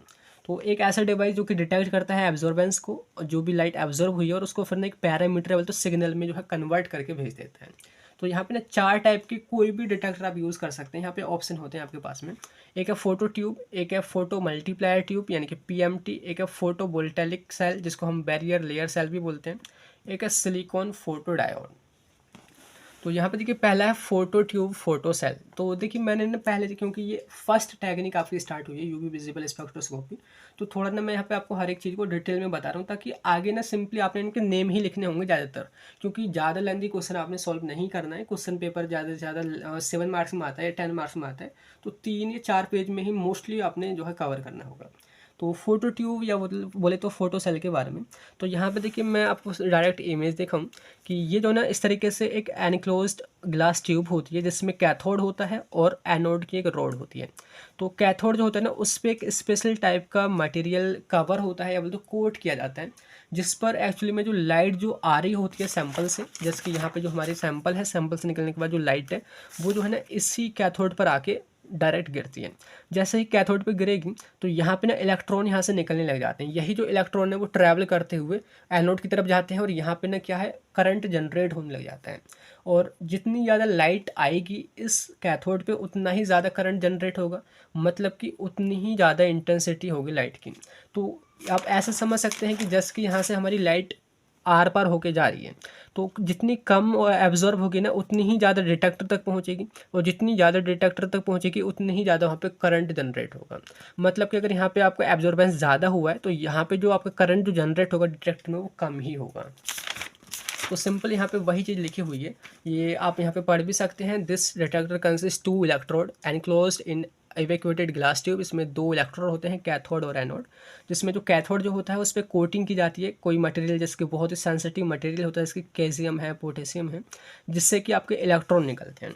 सेकंड जो आपका एनोड जो होता है वो दूसरी रॉड होता है सिंपली, जिसमें सिंपली क्या होता है, जब भी कैथोड पे हमारी लाइट डाली जाती है वहाँ से हमारे इलेक्ट्रॉन निकलते हैं और ये कैथोड एनोड तक पहुँचते हैं, और यहाँ पे जो है ना आपकी करंट जनरेट होने लग जाती है। तो सिंपली हम करंट यानी कि कितनी इंटेंसिटी वहाँ पे करंट की जनरेट हुई है उसी से पता कर लेते हैं कि कितना एब्जॉर्बेंस हुआ है।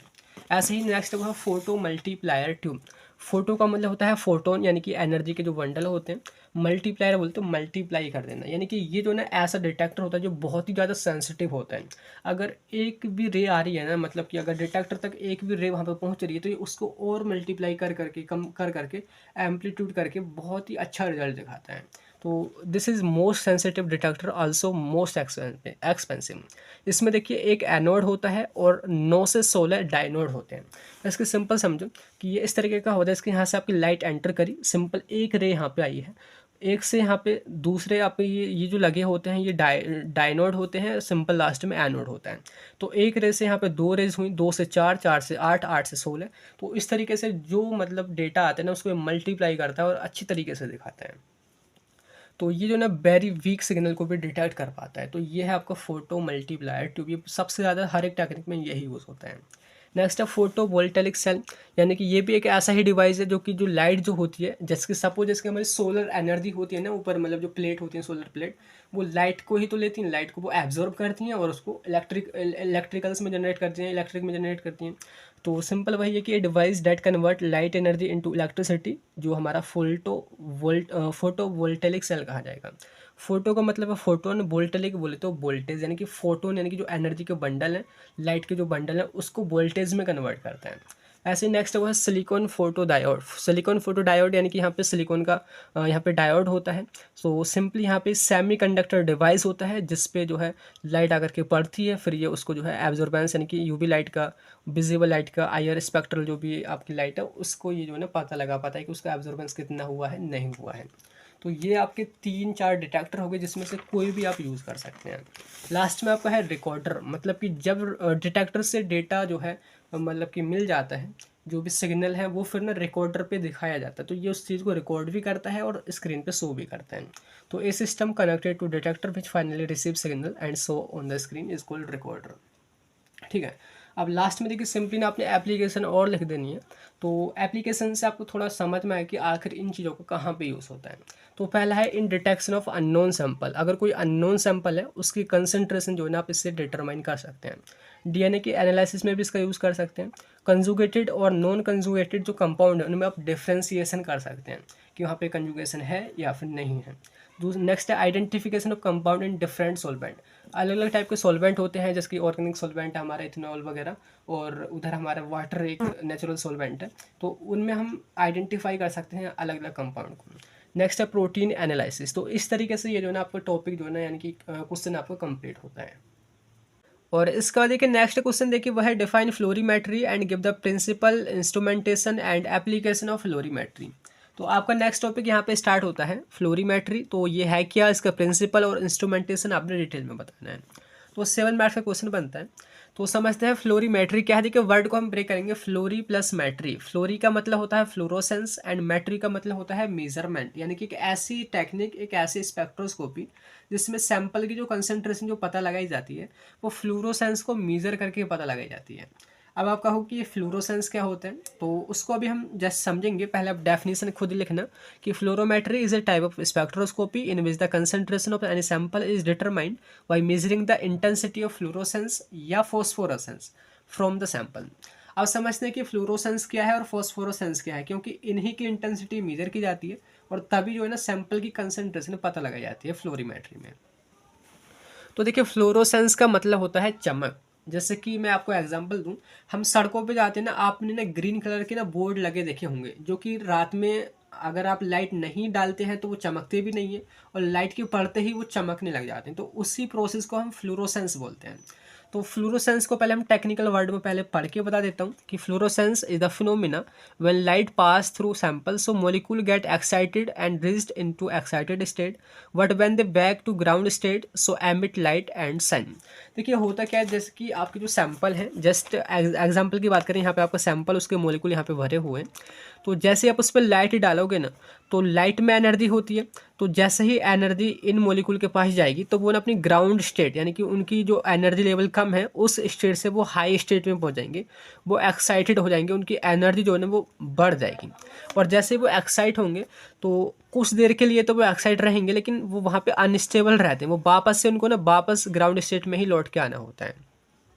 तो जैसे उन्होंने एनर्जी एब्जॉर्ब करी, एब्जॉर्ब करते ही वो ऊपर पहुंच गए, यानी कि एक्साइटेड स्टेट में। जब वो वापस आते हैं ना ग्राउंड स्टेट में, तो वो कुछ अमाउंट में ना लाइट को एमिट करते हैं, या बोले तो कुछ रेडिएशन वहाँ से वो निकालते हैं, और उसी रेडिएशन की निकलने की वजह से आपको चमक नज़र आती है, और इसी प्रोसेस को हम बोलते हैं फ्लूरोसेंस।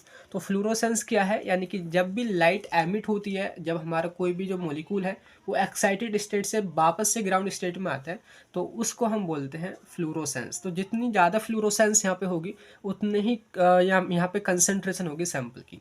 आपने एक चीज़ यहाँ पे डिफरेंस समझा कि यूवी विजिबल स्पेक्ट्रोस्कोपी जो थी ना वो एब्जॉर्प्शन पे बेस्ड थी, वहाँ पे एब्जॉर्प्शन हो रहा था आपके रेडिएशन का। लेकिन यहाँ पे फ्लोरीमेट्री में ना जो एमिशन जो होता है ये उसका मेजरमेंट हम यहाँ पे करते हैं। अभी आगे भी आपको प्रिंसिपल में समझ आ जाएगा, वेट करो। सेकंड आपकी एक टर्म है वो है फोस्फोरेसेंस। फोस्फोरेसेंस को ना हम एक डिलेड फ्लोरोसेंस बोल सकते हैं।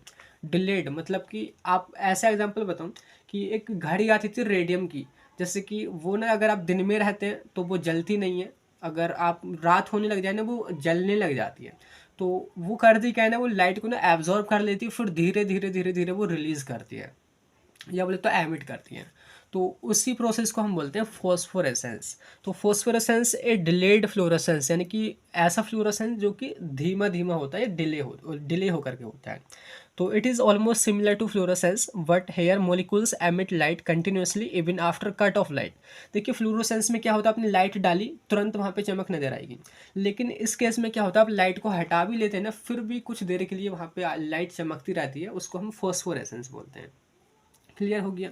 तो यहाँ पे ना देखिए ये अच्छे तरीके से ना मतलब यहाँ पे आपको समझ में आएगा कि क्या है फ्लोरोसेंस एंड क्या है फोस्फोरेसेंस। तो यहाँ पे एनर्जी लेवल से हम समझते हैं कि जस्ट एज्यूम करो कि आपका कोई मॉलिक्यूल ना यहाँ पे ग्राउंड स्टेट पे है, आपने उसको लाइट दी यानी कि फोटोन एनर्जी दी, और जैसे ही उसको एनर्जी मिलेगी वो एनर्जी को एब्जॉर्ब करेगा। यहाँ से देखिए एनर्जी, यहाँ पे मैंने दिखा रहा कि एनर्जी जितना ऊपर जा रही है वो बढ़ती जा रही है, यहाँ पे एब्जॉर्प्शन हो रहा है। तो जैसे ही वो एब्जॉर्ब करेगा लाइट को, वो जो है एक्साइटेड स्टेट में यहाँ पे पहुँच जाएगा। अब जो एक्साइटेड स्टेट में जैसे पहुंचेगा वो कुछ टाइम के लिए ही वहाँ पे रुकेगा, क्योंकि वो अनस्टेबल रहता है वहाँ पे, और फिर वो वापस से जो है ना अपनी ग्राउंड स्टेट में आ जाता है।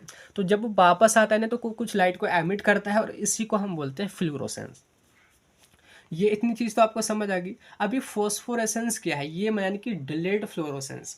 अब इस केस में क्या होता है कि जो आपका यहाँ पे जो मॉलिक्यूल था, जो मतलब कि ग्राउंड स्टेट से एक्साइटेड स्टेट में गया, तो वो जो है ना डायरेक्टली फोस्फोरेसेंस के केस में डायरेक्टली ग्राउंड स्टेट पे नहीं आता, बल्कि एक और बीच में स्टेट पड़ती है जिसको हम ट्रिपलेट स्टेट बोलते हैं।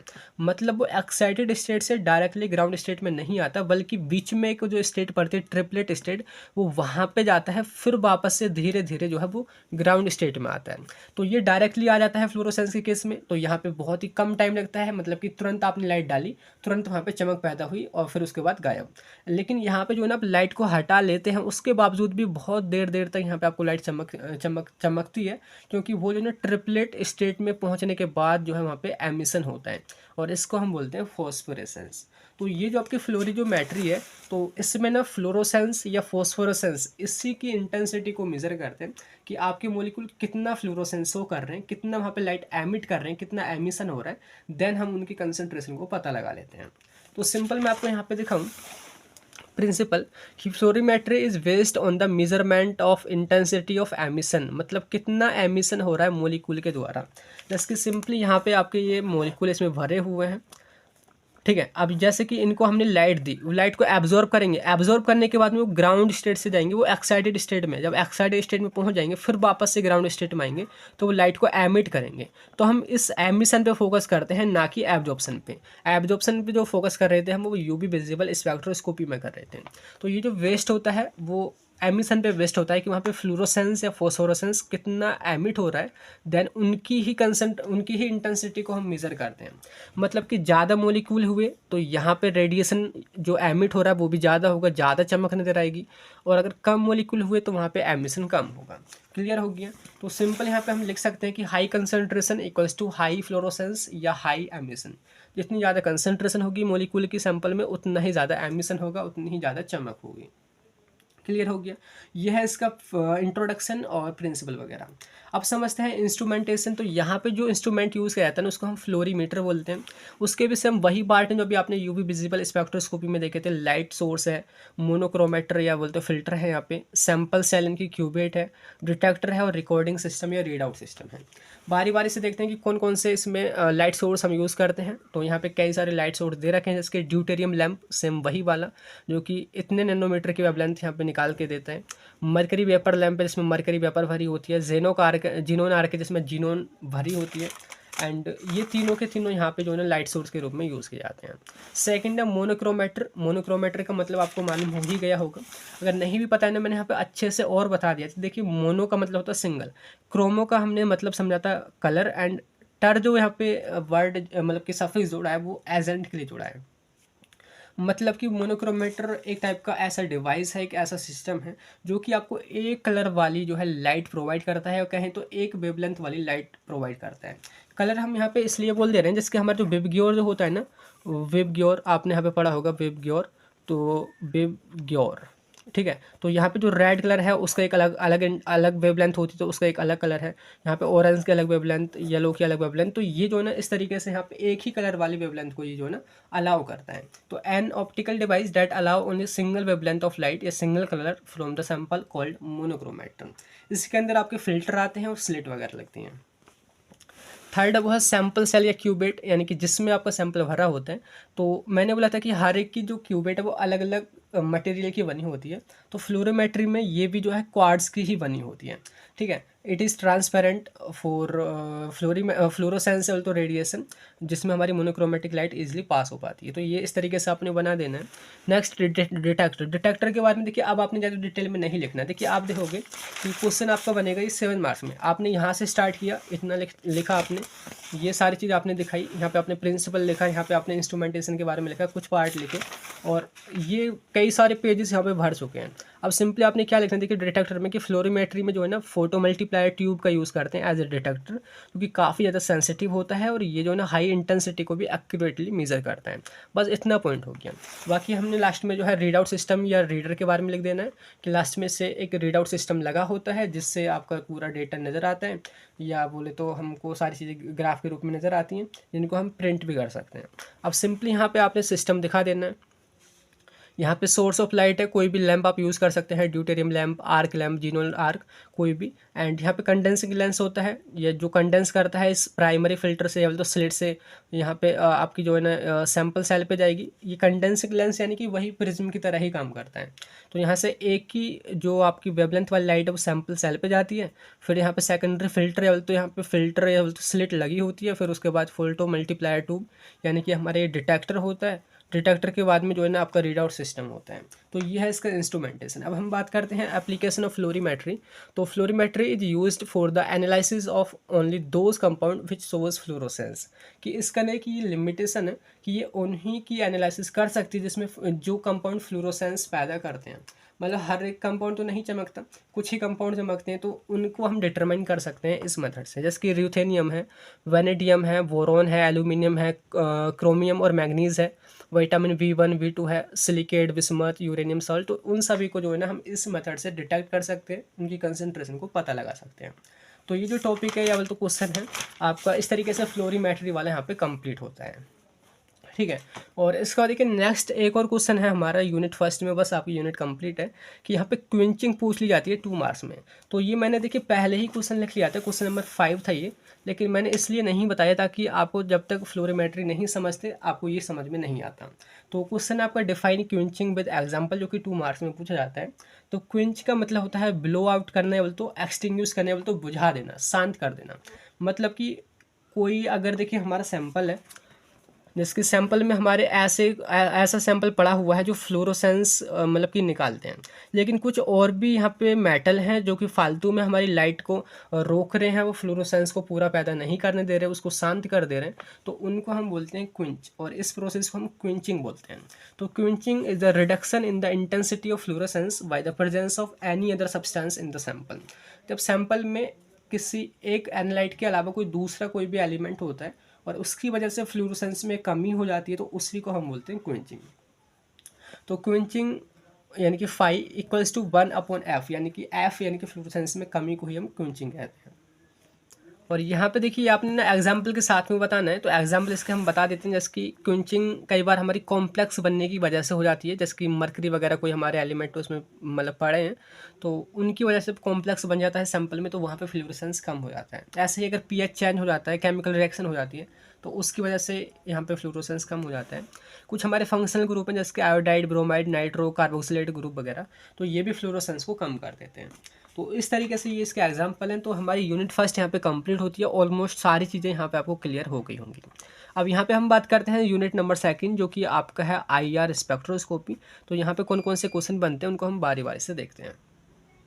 और इसके बाद देखिए हमारी यूनिट सेकंड स्टार्ट होती है, इसमें हमारा जो क्वेश्चन बनता है देखिए पहला वो है define IR spectroscopy and write principle, instrumentation and application of IR spectrophotometer.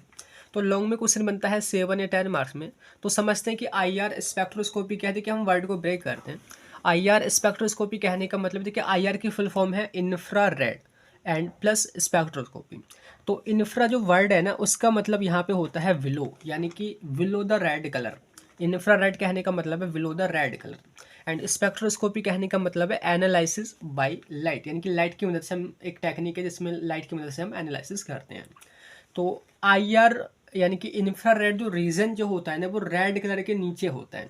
थोड़ा सा मैं आपको रिमाइंड कराऊँ, जैसे कि हमने देखा था ये हमारा होता है विबग्योर, VIVGYOR, विबग्योर जो हमारी विजिबल लाइट है। तो विजिबल लाइट यानी में सबसे नीचे रेड कलर है, रेड कलर के बाद ही हमारा इंफ्रारेड रीजन स्टार्ट होता है। थोड़ा सा पुराना वाला मैं आपको दिखा देता हूँ, उससे आपको जल्दी से रिकॉल हो जाएगा कि मैंने देखिए आपको ये चीज़ दिखाई थी कि यहाँ पे हमारा रेडिएशन जैसे कि गामा रेज होती हैं, एक्स रेज होती हैं, अल्ट्रावायलेट रेज हैं और विजिबल यानी कि विजिबल लाइट है। फिर आता है इंफ्रारेड रीजन।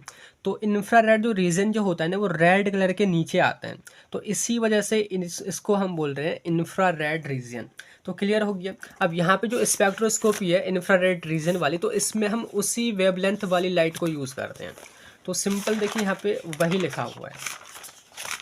तो सिंपल अगर मैं कहूँ कि यहाँ पे जो स्पेक्ट्रोस्कोपी है इस टेक्निक में हम उसी वेव वाली लाइट का यूज़ करते हैं जो IR रीजन वाली होती है, या उतनी ही वेवलेंथ वाली लाइट हम जो है ना सैंपल के वहाँ से पार करते हैं और वो सैंपल जो है ना उसको एब्जॉर्ब करता है एंड देन उसके बाद हम यहाँ पे पता लगा पाते हैं। तो सिंपल लिखा है कि IR spectroscopy is an analysis technique by which we determine the quality and quantity. देखिए यहाँ पे एक चीज़ और ध्यान रखनी है, ये क्वालिटी भी पता करता है, क्वांटिटी भी पता करता है। अभी तक जो हमने देखे थे फ्लोरीमेट्री, यूवी स्पेक्ट्रोस्कोपी, केवल हम क्वांटिटी को ही मेजर कर रहे थे। तो ये हमारा क्वालिटेटिव भी होता है, क्वांटिटी भी होता है। तो जब हमारी IR लाइट जो है, IR वेव जो है वो सैंपल से पास कराई जाती हैं, तो उसकी मदद से हम यहाँ पे पता कर लेते हैं उनकी कंसंट्रेशन और उसको डिटरमाइन कर लेते हैं। ठीक है। तो यहाँ पे देखिए सिंपल मैं आपको बताऊं कि ये जो हमारा विजिबल जो लाइट है उसमें सबसे नीचे कलर है रेड कलर, जिसकी सबसे हाईएस्ट वेवलेंथ होती है। अब नीचे नीचे ग्रेजुअली आप जितना नीचे जाओगे उतनी ही वेवलेंथ बढ़ती जाएगी। कहने का मतलब है इंफ्रारेड रीजन की जो वेवलेंथ है वो रेड कलर से ज़्यादा होती है। तो रेड कलर की जो वेवलेंथ है वो 700 और 750 के बीच में होती है, यानी कि मोस्टली मैक्सिमम 740 तक होती है। एंड ये जो इंफ्रारेड है इसकी स्टार्टिंग होती है 780 से 1 मिलीमीटर तक। ठीक है। तो यहाँ पे देखिए ये जो हमारा इंफ्रारेड रीजन है ना, इसको भी हमने 3 रीजन में डिवाइड कर दिया है। जो रेड कलर के तुरंत जस्ट पास है उसको हम नियर इंफ्रारेड रीजन बोल देते हैं, बीच में है उसको मिड इंफ्रारेड रीजन, और जो दूर है उसको हमने फार इंफ्रारेड रीजन नेम दे दिया है। तो सिंपल यहाँ पे लाइन लिखिए कि the wavelength of IR wave are more than red colour, कि इसकी यानी कि इंफ्रारेड रीजन की जो वेवलेंथ जो होती है वो रेड कलर से ज़्यादा होती है। ये 780 से लेके 1 मिलीमीटर तक होती है। तो यहाँ पे जो इंफ्रारेड रीजन है जिसको हमने 3 पार्ट में डिवाइड करा है, तो नियर जो इंफ्रारेड रीजन है उसकी वेवलेंथ 780 नैनोमीटर से 1.4 माइक्रोमीटर तक होती है। मिड इंफ्रारेड की होती है 1.4 माइक्रोमीटर से 3 माइक्रोमीटर, और फार इंफ्रारेड की होती है 3 माइक्रोमीटर से 1 मिलीमीटर तक। तो ये इस तरीके से सारा कुछ यहाँ पे डिवाइड हो रखा है। क्लियर हो गया। बाकी अगर मैं कहूँ कि ये IR स्पेक्ट्रोस्कोपी कहाँ पे यूज़ की जाती है, तो जो भी आपके कंपाउंड होते हैं ना, तो उसमें कौन कौन से फंक्शनल ग्रुप प्रेजेंट हैं और उसकी स्ट्रक्चर कैसी है, तो ये हम पता कर सकते हैं IR स्पेक्ट्रोस्कोपी की मदद से। जैसे कि सिंपल आपको मैं कोई सैंपल दूं और उसमें बोलूँ कि इसमें कौन सा मॉलिक्यूल प्रेजेंट है या उस मॉलिक्यूल में कौन सा फंक्शनल ग्रुप प्रेजेंट है, तो आप ना IR स्पेक्ट्रोस्कोपी की मदद से पता करा सकते हैं। तो बात करते हैं प्रिंसिपल की, तो लिखा है कि यानी कि IR spectroscopy is based on the absorption of infrared light. तो ये एब्जॉर्प्शन पे बेस्ड होता है। तो देखिए थोड़ी सी चीज़ों को ना रिकॉल करते रहो कि यूवी विजिबल स्पेक्ट्रोस्कोपी एब्जॉर्प्शन पे बेस्ड था, फ्लोरीमेट्री आया वो हमारा एमिशन पे बेस्ड था, अभी IR स्पेक्ट्रोस्कोपी आया ये भी एब्जॉर्प्शन पर ही बेस्ड है। लेकिन किसका एब्जॉर्प्शन? IR वेव का एब्जॉर्प्शन। क्लियर हुआ। तो यहाँ पे देखिए अब ये एब्जॉर्प्शन कैसे होता है, क्या प्रिंसिपल है, उसको थोड़ा हम समझते हैं। तो देखिए जो भी हमारे मॉलिक्यूल जो होते हैं उसमें जो एटम्स जो होते हैं ना वो बॉन्ड से कनेक्टेड होते हैं। जैसे कि ये C कार्बन कार्बन से बॉन्ड, और यहाँ पे 3 हाइड्रोजन जुड़े हुए हैं। तो ये जो बॉन्ड जो होते हैं ना वो टाइटली रिजिड नहीं होते हैं, मतलब कि जैसे कि इस कार्बन से हाइड्रोजन जुड़ा है, अब ऐसा नहीं कि ये हिलजुल नहीं पाता, बिल्कुल टाइट रहता है, नहीं, बल्कि ये जो ना स्प्रिंग की तरह रहते हैं, मतलब कि ये ऊपर नीचे आगे पीछे इस तरीके से दाएं बाएं ये मूव कर पाते हैं, और इसी को हम बोलते हैं नेचुरल वाइब्रेशन। कहने का मतलब है कि जो भी हमारे मॉलिक्यूल हैं जिनकी हम एनालिसिस करने वाले हैं, तो उसमें जो एटम्स जो होते हैं ना वो नेचुरली वाइब्रेट करते रहते हैं, उनमें वाइब्रेशन होता रहता है। एक और चीज़ थोड़ा सा मैं आपको यहाँ पे मेंशन करना चाहूँगा कि जो एनर्जी जो होती है, टोटल एनर्जी, अगर हम बात करें किसी भी मॉलिक्यूल की जो टोटल एनर्जी जो होती है वो जो है vibrational energy plus rotational energy plus electronic energy का ये कॉम्बिनेशन होती है।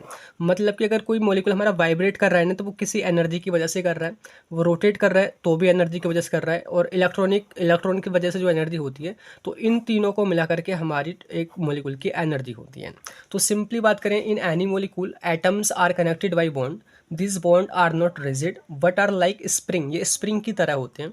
This bond maintain some frequency of vibration which called natural vibration.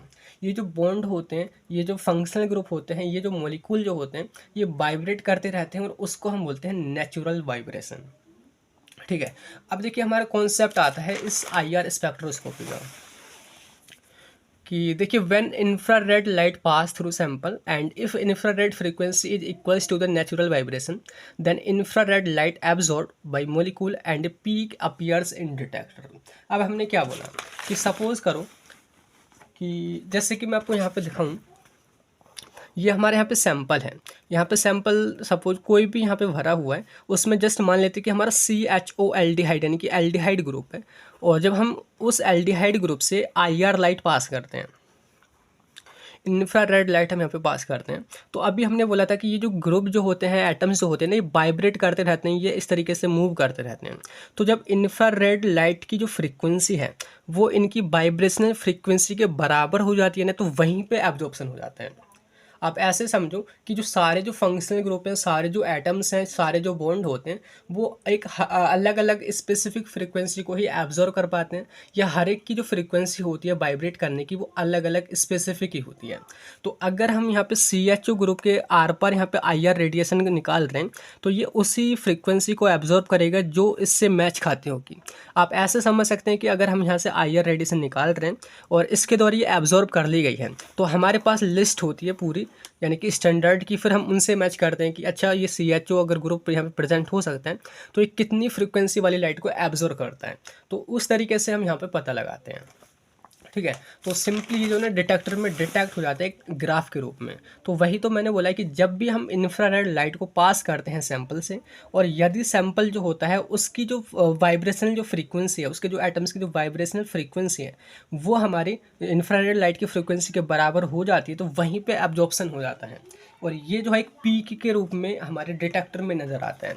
मतलब कि सपोज इसकी ये हमारा डिटेक्टर है, मतलब कि स्क्रीन पे मैं बात कर रहा हूँ कि सपोज ये सीधी रेखा नज़र आ रही है, मतलब कि कोई भी एब्जॉर्प्शन नहीं आया है।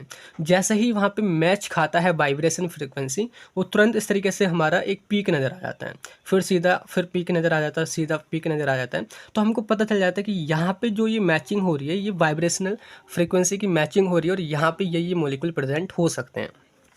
क्लियर हुआ? तो ये है सारा यहाँ पे फंडा। बाकी यहाँ पे नोट करके मैंने लिखा है कि एवरी फंक्शनल ग्रुप या bond absorb IR light of specific frequency. हर एक बॉन्ड की, हर एक फंक्शनल ग्रुप की जो IR फ्रीक्वेंसी को एब्जॉर्ब करने की जो कैपेबिलिटी होती है वो स्पेसिफिक होती है, अलग अलग फ्रीक्वेंसी की लाइट को एब्जॉर्ब कर पाते हैं। ठीक है, तो ये है इसका प्रिंसिपल कि IR स्पेक्ट्रोस्कोपी है क्या, वो किस प्रिंसिपल पे बेस्ड होता है। अब यहाँ पे हम बात करते हैं इंस्ट्रूमेंटेशन ऑफ IR स्पेक्ट्रोफोटोमीटर। तो सेम वही सारे पार्ट हैं, radiation source, monochromator, sample cell, detector and recorder. तो यहाँ पे देखिए सबसे पहले हम बात करते हैं रेडिएशन सोर्स। तो यहाँ पे भी कई टाइप की लैंप या ग्लोवर वगैरह यूज़ किए जाते हैं। तो एक है हमारा नर्स्ट ग्लोवर। तो इसमें क्या होता है, एक हमारी ना सीरियम, जिरकोनियम या थोरियम की एक रॉड होती है, जिसको ना हम 1000 से लेके 1800 डिग्री सेल्सियस टेम्परेचर पे हीट करते हैं, और हीट करने के बाद में ये जो ना हमको आउटपुट देती है 1 से लेके 10 माइक्रोमीटर की वेवलेंथ का यहाँ पे रेडिएशन हमको निकाल के देती है। तो आप इसका यूज़ कर सकते हैं। ये एक हमारा ग्लोवर होता है जिसमें जो है ना सिलिकॉन कार्बाइड की रॉड होती है। सिलिकॉन कार्बाइड की रॉड, उसको भी हम हीट करते हैं 1300 से लेकर 1700 टेम्परेचर तक, और वो भी हमको रेडिएशन देती है अप टू 15 माइक्रोमीटर। ऐसे एक हमारा दूसरा है, वो है नाइक्रोम वायर। तो उसको भी हम हीट करते हैं करंट पास करके, वो भी हमको IR लाइट देता है। तो ये 3 हैं, इनमें से आप कोई भी यूज़ कर सकते हैं। नेक्स्ट है मोनोक्रोमेटर यानी कि वेवलेंथ सेलेक्टर। मैंने इसका काम पहले बार बार बता रखा है कि ये स्पेसिफिक फ्रीक्वेंसी की जो लाइट है उसी को अलाउ करता है सैंपल तक जाने के लिए।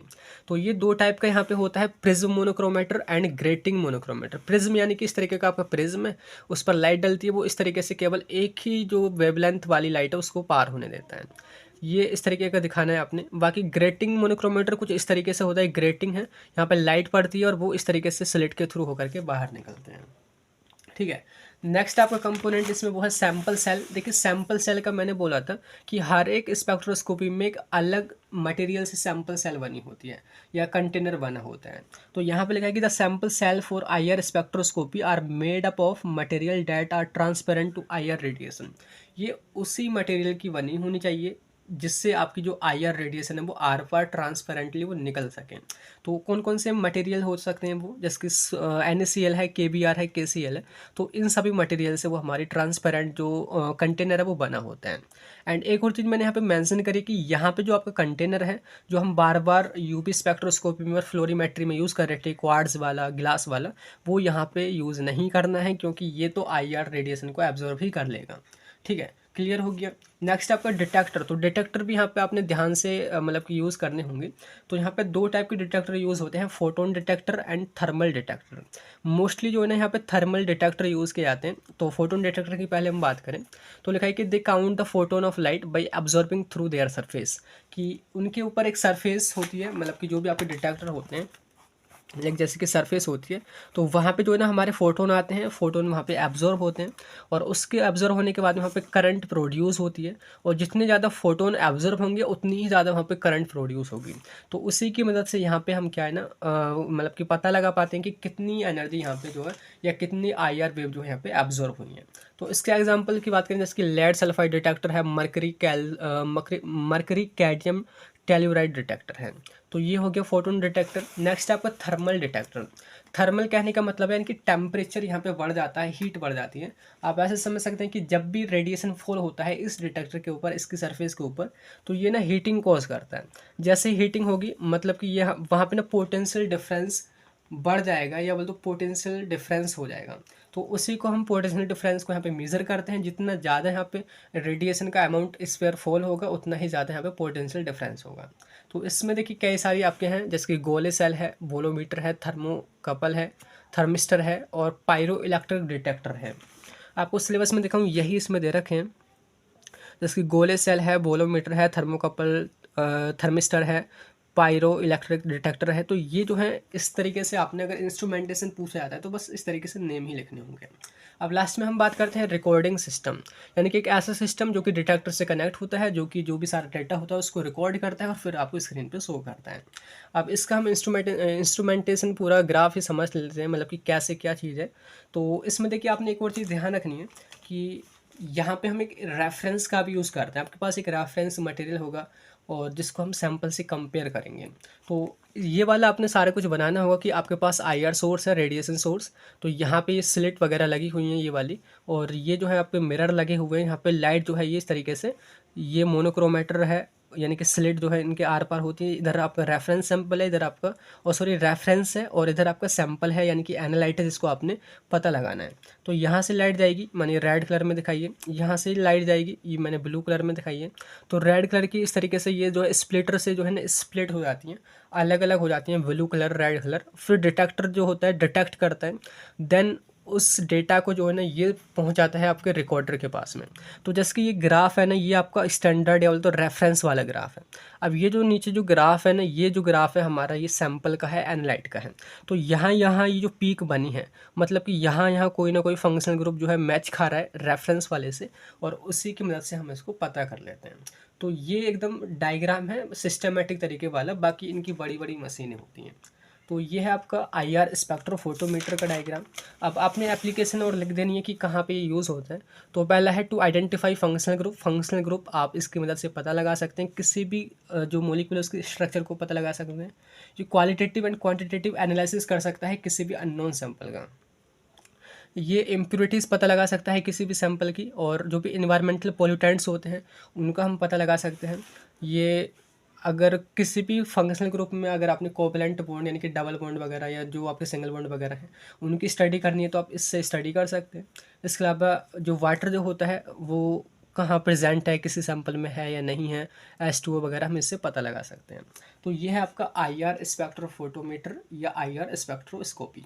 अब हमारा नेक्स्ट क्वेश्चन यहाँ पे जो बनता है वो है क्वेश्चन नंबर 8, जो कि explain the fundamental mode of vibration in poly atomic molecule in IR spectroscopy, जो कि 2 या 7 मार्क्स में क्वेश्चन बन जाता है।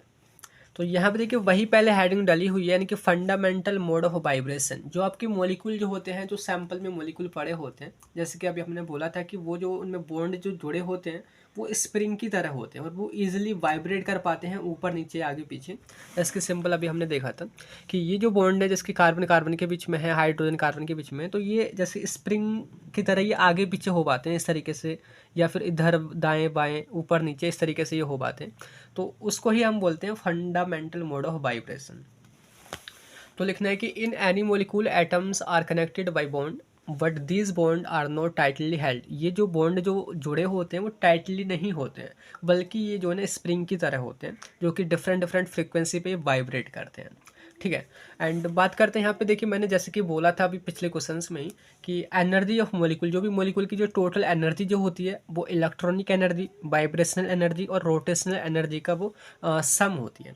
तो जैसे कि अब अगर हम आईआर स्पेक्ट्रोस्कोपी में अगर बात करें, जैसे कि अगर हम आईआर लाइट अगर पार कराते हैं सैंपल के आर पार, तो उसकी वाइब्रेशनल एंड रोटेशनल एनर्जी बढ़ जाती है। तो उसी के बेसिस पे वहाँ पे ऑब्जर्वेशन वगैरह हो रहा था। तो अगर हम देखिए सिंपली बात करें कि कौन कौन से यहाँ पे वाइब्रेशन होते हैं, फंडामेंटल वाइब्रेशन, तो यहाँ पे दो टाइप्स के ब्रॉडली हमने क्लासीफाई करे हैं। एक है स्ट्रेचिंग वाइब्रेशन, दूसरे हैं बेंडिंग या डीफॉर्मेशन वाइब्रेशन। स्ट्रेचिंग कहने का मतलब है कि ये जो है ना कम या ज़्यादा होते हैं, हमारे बॉन्ड की जो लेंथ जो होती है वो कम या ज़्यादा होती है। तो इसमें भी दो होते हैं, सिमेट्रिक एंड एसिमेट्रिक। दूसरा है बेंडिंग या डीफॉर्मेशन, यानी कि पूरा का पूरा एंगल बदल जाता है, हमारा एक एटम दूसरी जगह पहुंच जाता है, दूसरे आगे पीछे ऐसे ऊपर नीचे होते रहते हैं। इसमें है सीजरिंग, रॉकिंग, बैगिंग, ट्विस्टिंग। बस सिंपल यही आपने समझना है। ये शॉर्ट में भी बन जाता है, तो शॉर्ट में आपने शॉर्ट के अकॉर्डिंग लिख देना होगा। तो पहला है stretching vibration. In this vibration the distance between two atoms increase और डिक्रीज। तो यहाँ पे जो डिफरेंस मतलब कि जो वाइब्रेशन जो होता है उसमें ना डिस्टेंस जो है ना कम या फिर ज़्यादा होता है। तो इसके पहले बात करते हैं सिमेट्रिक स्ट्रेचिंग वाइब्रेशन में। सिमेट्रिक कहने का मतलब है कि एक ही दिशा में सेम डायरेक्शन में जो है ना वो हमारे एटम्स मूव करते हैं। जैसे कि हमारा सेंट्रल एटम है बीच में, तो ये हमारे जो एटम्स जो स्प्रिंग की तरह हैं ये एक साथ इस तरीके से आएंगे, मतलब इस दूर जाएंगे एक साथ और एक साथ ये पास आएंगे, इस तरीके से ये एक साथ होता है। तो उसको हम बोलते हैं symmetric stretching vibration. In this vibration both atoms moves in same direction. तो ये सेंट्रल एटम की तरफ एक साथ जाते हैं, फिर वापस जाते हैं, एक साथ जाते हैं, फिर पीछे को हटते हैं। ऐसा एसिमेट्रिक स्ट्रेचिंग वाइब्रेशन। एसिमेट्रिक कहने का मतलब है कि यहाँ पे देखिए एक एटम पास आता है, दूसरा दूर जाता है। ये सेंट्रल एटम है, एक यहाँ पे पास आया, दूसरा दूर गया, फिर ये पास आया, ये दूर गया, ये पास आया, ये दूर गया। तो इसको हम बोलते हैं एसिमेट्रिक स्ट्रेचिंग। यहाँ पे अपोजिट डायरेक्शन होता है, एक एटम की तरफ आता है, एक एटम से दूर भागता है, सेंट्रल एटम से। तो ये है आपके स्ट्रेचिंग वाइब्रेशन। नेक्स्ट आपका बेंडिंग या डीफॉर्मेशन वाइब्रेशन, कि यहाँ पे पूरा जो है ना बॉन्ड एक्सिस के रेस्पेक्ट में सारा का सारा एंगल चेंज हो जाता है, पोजीशन चेंज हो जाती है। In this vibration the position of atom change with respect to original bond axis. तो इसमें देखिए अभी आपको क्लियर हो जाएगा। जैसे कि पहला सीजरिंग, सीजरिंग या तो सीजर, जैसे कैंची जो चलती, कैंची कैसे चलती है, जैसे कि हमारी इस तरीके से चलती है ना, मतलब एक चीज़ ये उंगली मेरी इधर जा रही है, ये उंगली इधर आ रही है, तो इस तरीके से हमारी कैंची चलती है।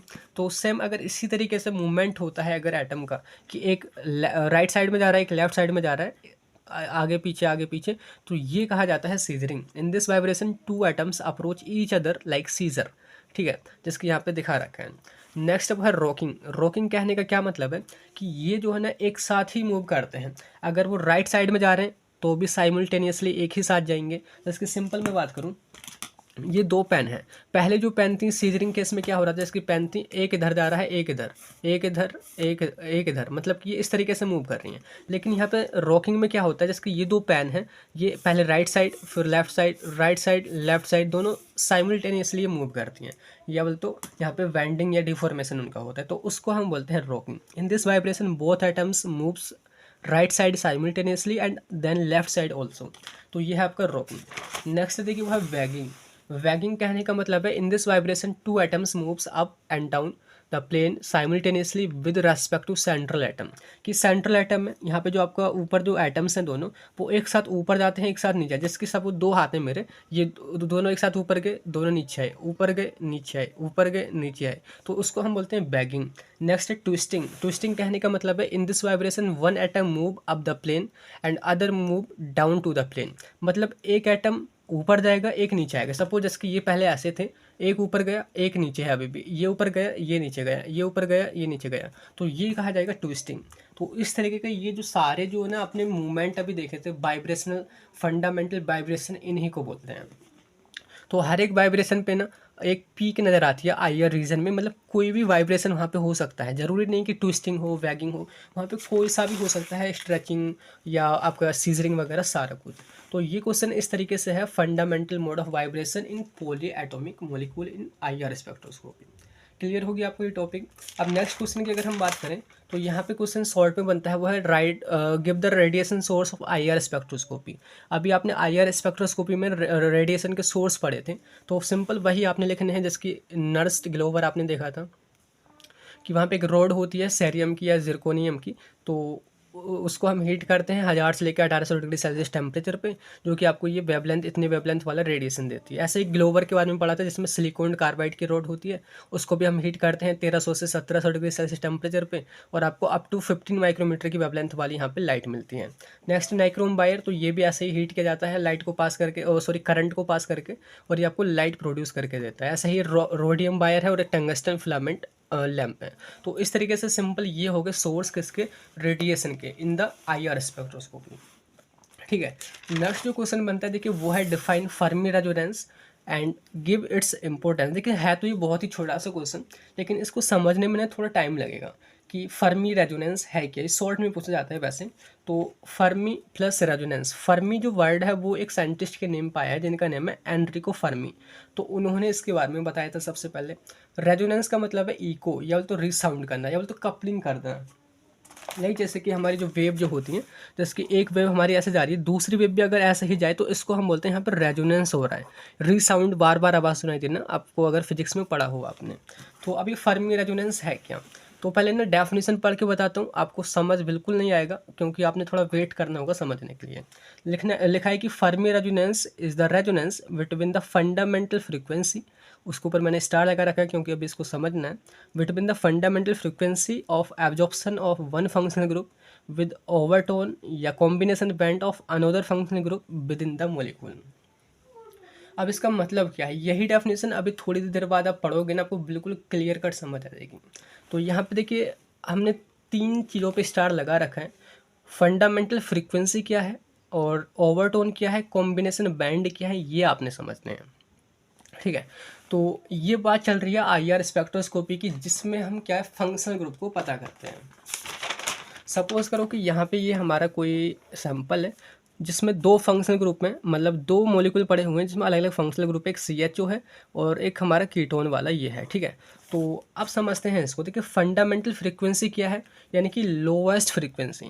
लोवेस्ट फ्रीक्वेंसी किसको बोलते हैं, मैं अभी आगे बताऊंगा।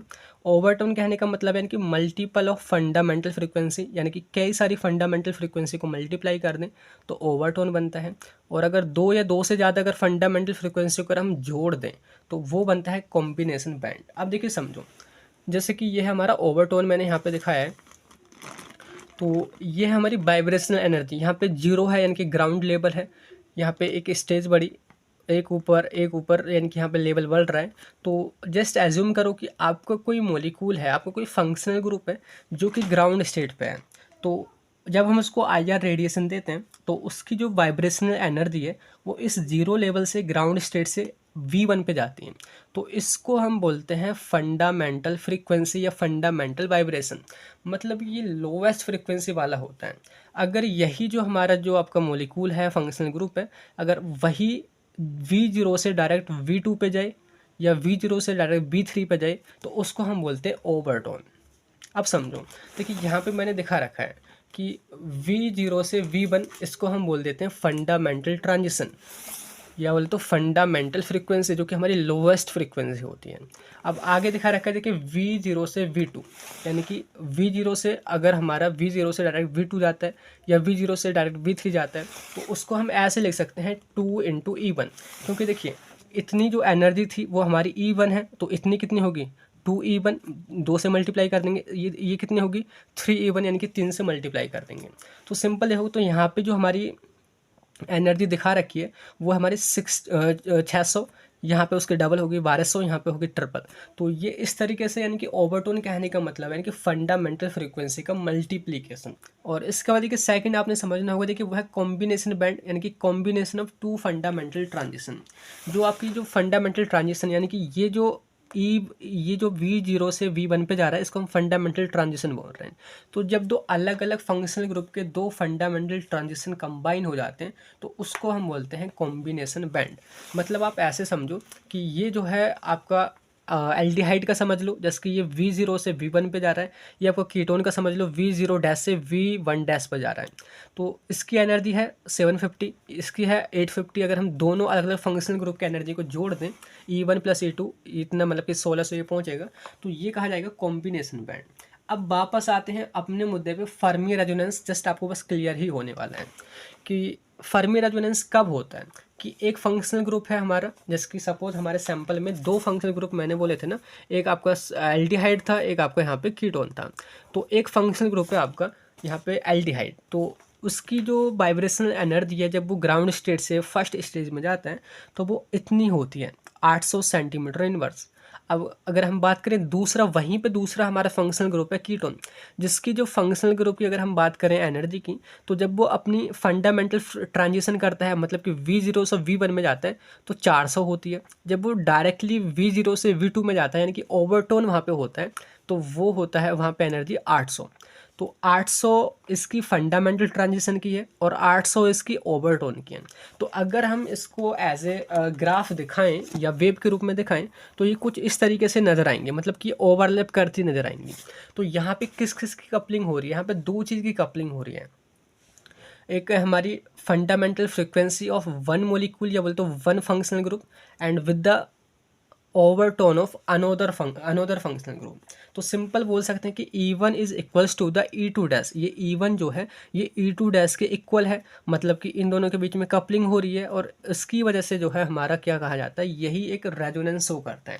अब देखिए दोबारा से डेफिनेशन को पढ़ो कि Fermi resonance is the resonance between fundamental frequency of absorption of one functional group, यानी कि एक फंक्शनल ग्रुप की फंडामेंटल फ्रीक्वेंसी और दूसरे किसी फंक्शनल ग्रुप के ओवरटोन या कॉम्बिनेशन बैंड के बीच में जो कपलिंग होती है ना, उसी को हम बोलते हैं फर्मी रेजोनेंस। जैसे कि हम यहाँ पे समझ रहे हैं कि ये हमारा एल्डिहाइड का इतना है फ्रीक्वेंसी, फंडामेंटल फ्रीक्वेंसी, और उसका ओवरटोन इतना है 800। जब दोनों यानी कि अलग अलग फंक्शनल ग्रुप के बीच की में ये कपलिंग होती है, वही फर्मी रेजोनेंस कहा जाता है। आई होप ये क्लियर समझ में आ गया होगा। थोड़ा ये टफ सा है टॉपिक, आप दोबारा से इसको रिवॉच भी कर सकते हैं। अब बात करते हैं हमारा नेक्स्ट कि इसका सिग्निफिकेंस आपने लिखना है कि Fermi resonance helps in the identification of same peak in vibrational spectrum between two और मोर फंक्शनल ग्रुप। जब कई सारे फंक्शनल ग्रुप होते हैं तो वहाँ पे अगर सेम पीक नज़र आती है तो उनको आइडेंटिफाई करने में इसका रोल होता है। तो ये कई बार शॉर्ट में पूछ लिया जाता है फर्मी रेजोनेंस। और इसके बाद देखिए हम बात करते हैं नेक्स्ट, आपका क्वेश्चन यहाँ पे स्टार्ट होता है। देखिए वो है define flame photometry and write its principle, instrumentation and application. ये 2 मार्क्स में भी आता है, 7 में भी, 10 में भी। तो फ्लेम फोटोमेट्री है क्या, इसको हम समझते हैं। वर्ड को हम ब्रेक करेंगे। फ्लेम कहने का मतलब है यानी कि फायर, एंड फोटोमेट्री यानी कि फोटोन का मेजरमेंट, जो कि एनर्जी के बंडल होते हैं लाइट में, फोटोन, उसको अगर हम मेज़र करें और उसकी मदद से अगर हम कंसंट्रेशन को या किसी भी मेटल को डिटरमाइन करें तो वो कहा जाता है फ्लेम फोटोमेट्री। एक सिंपल सी चीज़ समझो, ये एक ऐसी टेक्निक है जिसकी मदद से हम मेटल्स को आइडेंटिफाई करते हैं और उनकी क्वांटिटी को पता लगाते हैं। मेटल बोले तो सोडियम, पोटेशियम, लिथियम और कैल्शियम वगैरह। तो जस्ट एग्जांपल की बात करें, जैसे कि हमारे पास कोई सोइल है, मिट्टी है या वाटर है, तो उसमें कुछ एलिमेंट वगैरह होते हैं, तो वो कितनी क्वांटिटी में है और कौन सा कितना एलिमेंट है, अगर वो पता करने लग जाए तो हम फ्लेम फोटोमेट्री से पता लगा सकते हैं। अब समझते हैं definition. Flame photometry is a type of analysis technique which used to determine the concentration and quality of metal such as sodium, calcium, potassium, lithium by measuring the intensity of light emitted when a metal is introduced into flame। कि जब हम जो भी हमारा sample है metal वाला sample, उसको हम फ्लेम के कॉन्टैक्ट में लाते हैं तो होता क्या है, वो जो है ना ग्राउंड स्टेट से एक्साइटेड स्टेट में पहुंच जाता है। सिंपल मैंने यहाँ पे दिखा रखा है, देखो आप समझो, बाकी ये प्रिंसिपल में लिखा है कि कोई हमारा सैंपल है जस्ट, जिसमें हमें पता है कि इसमें मेटल हो सकता है, तो उसको हमने फ्लेम दिया, मतलब कि आग उसके नीचे जलाई, तो सैंपल जो है ना उसके जो मोलिक्यूल हैं वो ग्राउंड स्टेट से एक्साइटेड स्टेट में चले जाएंगे, क्योंकि उसको एनर्जी मिल रही है फोटोन के रूप में। तो जब वो वापस एक्साइटेड स्टेट से नीचे आते हैं ग्राउंड स्टेट में, तो वो एमिट करते हैं रेडिएशन को, और जो रेडिएशन जो बाहर जो निकलता है ना वो कलर के रूप में निकलता है। कलर इन द सेंस जैसे कि हमारा जो सोडियम जो है वो येलो कलर का एक रेडिएशन निकलता है, और कैल्शियम ऑरेंज कलर का, लिथियम रेड कलर का, पोटेशियम वायलेट कलर का। मतलब हर एक जो एलिमेंट है, हर एक जो मेटल है, वो अलग कलर का यहाँ पे निकालता है रेडिएशन। तो उससे यानी कि कलर को पता करके हम ये पता कर लेंगे कि भाई यहाँ पे ये कलर वाला रेडिएशन है, मतलब कि ये एलिमेंट हो सकता है। और उसकी इंटेंसिटी, यानी कि इससे तो हमको पता चलेगा उसकी क्वालिटी, यानी कि कौन सा वहाँ पे एलिमेंट हो सकता है और वो कितनी इंटेंसिटी से कलर निकल रहा है। वो हल्का कलर है, हल्का येलो है, या बहुत डार्क येलो है, तो उससे हम पता कर लेंगे कि वहाँ पे कितनी क्वांटिटी में सोडियम हो सकता है। तो यहाँ पे क्वांटिटी जो है ना भाई, मेजरिंग कलर इंटेंसिटी हम यहाँ पे मेज़र कर सकते हैं। तो क्लियर हुआ। तो यहाँ पे जो हम क्या कैसे पता करते हैं कि जो भी हमारा अननोन सैंपल है, तो उसमें अगर सोडियम, कैल्शियम, पोटेशियम, लिथियम अगर वहाँ पे है, तो वो पता कैसे करे जाते हैं, by measuring intensity of light emitted. मतलब कि ये एमिशन पे बेस्ड होता है। यहाँ पे जो लाइट जब मेटल्स एमिट करते हैं, जब वो वापस एक्साइटेड स्टेट से ग्राउंड स्टेट में आते हैं, तो वो कलरफुल लाइट वहाँ पे निकालते हैं, रेडिएशन निकालते हैं। तो वो कितनी कलरफुल है और कौन सी कलर की है, तो उसी से हम यहाँ पे पता करते हैं। और इसको ना हम फ्लेम एटॉमिक एमिशन स्पेक्ट्रोमेट्री भी बोलते हैं। आगे देखिए हमारा ना नेक्स्ट में टॉपिक आएगा, वो है हमारा एटॉमिक एब्जॉर्प्शन स्पेक्ट्रोस्कोपी। अभी हमारा चल रहा है फ्लेम फोटोमेट्री। तो ये दोनों ऑलमोस्ट सेम ही है। अगर आपने इस पर फोकस कर लिया, ये वाला आपका ऑलमोस्ट कवर ही हो जाएगा, बस थोड़ा सा डिफरेंस है जो कि वेट करना मैं आपको बता दूंगा। तो अब बात करते हैं प्रिंसिपल वैसे आपको क्लियर कट हो ही गया होगा कि it based on the measuring the intensity of light emitted when a metal is introduce into flame. कि जब भी कोई मेटल फ्लेम के कॉन्टैक्ट में लाया जाता है, तो ग्राउंड स्टेट से एक्साइटेड स्टेट में पहुंचता है, और वापस जब वो ग्राउंड स्टेट में आने लगता है, क्योंकि वहाँ पे वो स्टेबल नहीं रहता, तो वो एक लाइट कलर के फॉर्म में एमिट करता है। और वो किस कलर की लाइट निकाल रहा है और कितनी इंटेंसिटी से निकाल रहा है, उसी से हम पता कर लेंगे कि यहाँ पे ये वाला एलिमेंट हो सकता है और वो इतने अमाउंट में हो सकता है। तो सिंपल, ये हर एक कलर जो है, मतलब कि जो हर एक जो मेटल है, वो स्पेसिफिक टाइप के कलर ही बाहर निकालता है ना। तो यहाँ पे लिखे हुए इसके sodium yellow, calcium orange, lithium red और पोटेशियम वायलेट। तो समझ आ गई, ये है इसका प्रिंसिपल। अब हम बात करते हैं इंस्ट्रूमेंटेशन ऑफ फ्लेम फोटोमेट्री। तो जो इंस्ट्रूमेंट यहाँ पे यूज़ किया जाता है उसको हम फ्लेम फोटोमीटर बोलते हैं, जिसमें ये सारे सिस्टम होते हैं, जिसकी फॉलोइंग कंपोनेंट है इसकी सैंपल डिलीवरिंग सिस्टम। मतलब कि जिसकी मदद से सैंपल डिलीवर किया जाता है फ्लेम तक, क्योंकि हमने फ्लेम तक अपना सैंपल को पहुँचाना होगा। दूसरा है सोर्स ऑफ फायर। की source of fire in the sense, मतलब कि फ्लेम वहाँ पे आप कौन सा यूज़ कर रहे हैं, कई सारे वर्नर यूज़ करने होते हैं। एंड नेक्स्ट वो है monochromator, detector and readout system. ये तीनों चीज़ें सेम हैं, लेकिन यहाँ पे एक्स्ट्रा चीज़ ऐड हुई है, वो है सोर्स ऑफ फायर। मतलब कि सोर्स ऑफ रेडिएशन नहीं, सोर्स ऑफ फायर, मतलब कि कहाँ से आप बर्नर यूज़ करोगे। एंड एक है आपका सैंपल डिलीवरी सिस्टम। इनको हम बारी बारी से देखते हैं। तो सैंपल डिलीवरी सिस्टम में 3 पार्ट होते हैं, atomizer, aerosol modifier and nebulizer. Atomizer का मतलब है एटम, जैसे इंडिकेट कर रहा है स्मॉल पार्ट की। ये एक ऐसा डिवाइस होता है जो कि सैंपल को ना छोटे छोटे स्मॉल्स में, या कहे तो छोटे छोटे स्मॉल्स में तोड़ देता है। ठीक है, हमारे एटम इसमें मतलब कि अलग अलग कर देता है, तो उसको हम बोलते हैं एटोमाइज़र। एक है aerosol modifier, it remove large droplet from stream. ये जो ना बड़े बड़े जो ड्रॉपलेट जो होते हैं उनको अलग कर देता है, केवल छोटे छोटे ड्रॉपलेट को ही हमारे फ्लेम तक जाने देता है, तो उसको हम बोलते हैं एरोसोल मॉडिफायर। नेक्स्ट है न्यूबलाइज़र। न्यूबलाइज़र एक ऐसा डिवाइस होता है जो कि हमारा जो सैंपल जो लिक्विड फॉर्म में नीचे भरा होता है उसको फ्लेम तक पहुंचाता है। आप ऐसे समझो कि जैसे कि हमारे घर पे जो पहले डिबिया वगैरह होती थी ना, मतलब दीपक वगैरह लाइक, जैसे कि तो वो जो बत्ती जो बनी होती है वो न्यूबलाइज़र की तरह काम करती है। वो लिक्विड को या जो भी हमारा तेल होता है वो फ्लेम तक पहुंचाती रहती है, धीरे धीरे धीरे धीरे वो ऊपर चलता जाता है। तो वो ही काम यहाँ पे न्यूबलाइज़र का होता है। तो 3 पार्ट है हमारे किसके, सैंपल डिलीवरी सिस्टम के। अभी आप यहाँ पे ना जब इंस्ट्रूमेंट देखोगे आपको सारा कुछ समझ में आ जाएगा। नेक्स्ट है सोर्स या वर्नर, मतलब कि किस तरीके से आप लाइट दोगे। तो एक ऐसा डिवाइस होता है वर्नर जो कि फ्यूल यूज़ करेगा। भाई अगर आपने फ्लेम जलाना है तो मिट्टी का तेल, या फिर आपको भाई पेट्रोल तो नहीं यूज़ कर सकते, मतलब कि कोई ऐसा ही सिस्टम यूज़ करना होगा, मतलब कि फ्यूल यूज़ करना होगा, कोई गैस वगैरह भी आप यूज़ कर सकते हैं। और वहाँ पे ना वो ऑक्सीडेंट के साथ मिक्स होती है, मतलब कि 2 चीज़ें, ऑक्सीडेंट एंड फ्यूल जो दोनों होते हैं वो बर्नर को हम प्रोवाइड करते हैं और बर्नर हमको फ्लेम देता है। जैसे कि मैकर बर्नर है, टोटल कंजप्शन बर्नर है, लैमिनर फ्लो बर्नर है एंड लुंडर ग्राफ बर्नर है। सबसे ज़्यादा जो यूज़ होता है ना वो है टोटल कंजप्शन बर्नर। वही मैंने यहाँ पे दिखा रखा है कि जैसे कि ये है आपका डिबिया की तरह ही होगा बर्नर। लाइक जैसे कि यहाँ पे है आपका हाइड्रोजन, गैस जो कि एज ए फ्यूल काम करती है, और ऑक्सीडेंट हम यहाँ पे देते हैं ताकि वो फिल्म अच्छे से जले। ऑक्सीजन हम यहाँ पे प्रोवाइड करते हैं। यहाँ से सैंपल जो है इनलेट होकर के, जैसे कि हमारा जो बत्ती जो होती है डिबिया की या किसी भी दीपक वगैरह की, वो जो सूती है ऊपर को, सेम उसी तरीके से वहाँ तक पहुँचाएगा।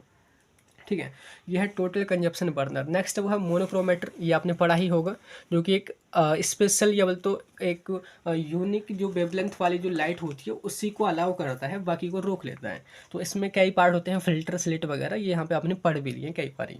अब बात करते हैं डिटेक्टर। तो यहाँ पे जो डिटेक्टर जो यूज़ होता है, जो भी लाइट वगैरह जो होती है, जो भी एमिशन जो आ रहा है तो उसको डिटेक्ट करता है, और वो किस कलर का है, कितनी इंटेंसिटी का है।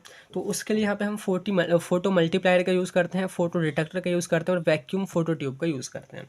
तो ये है इसका डिटेक्टर।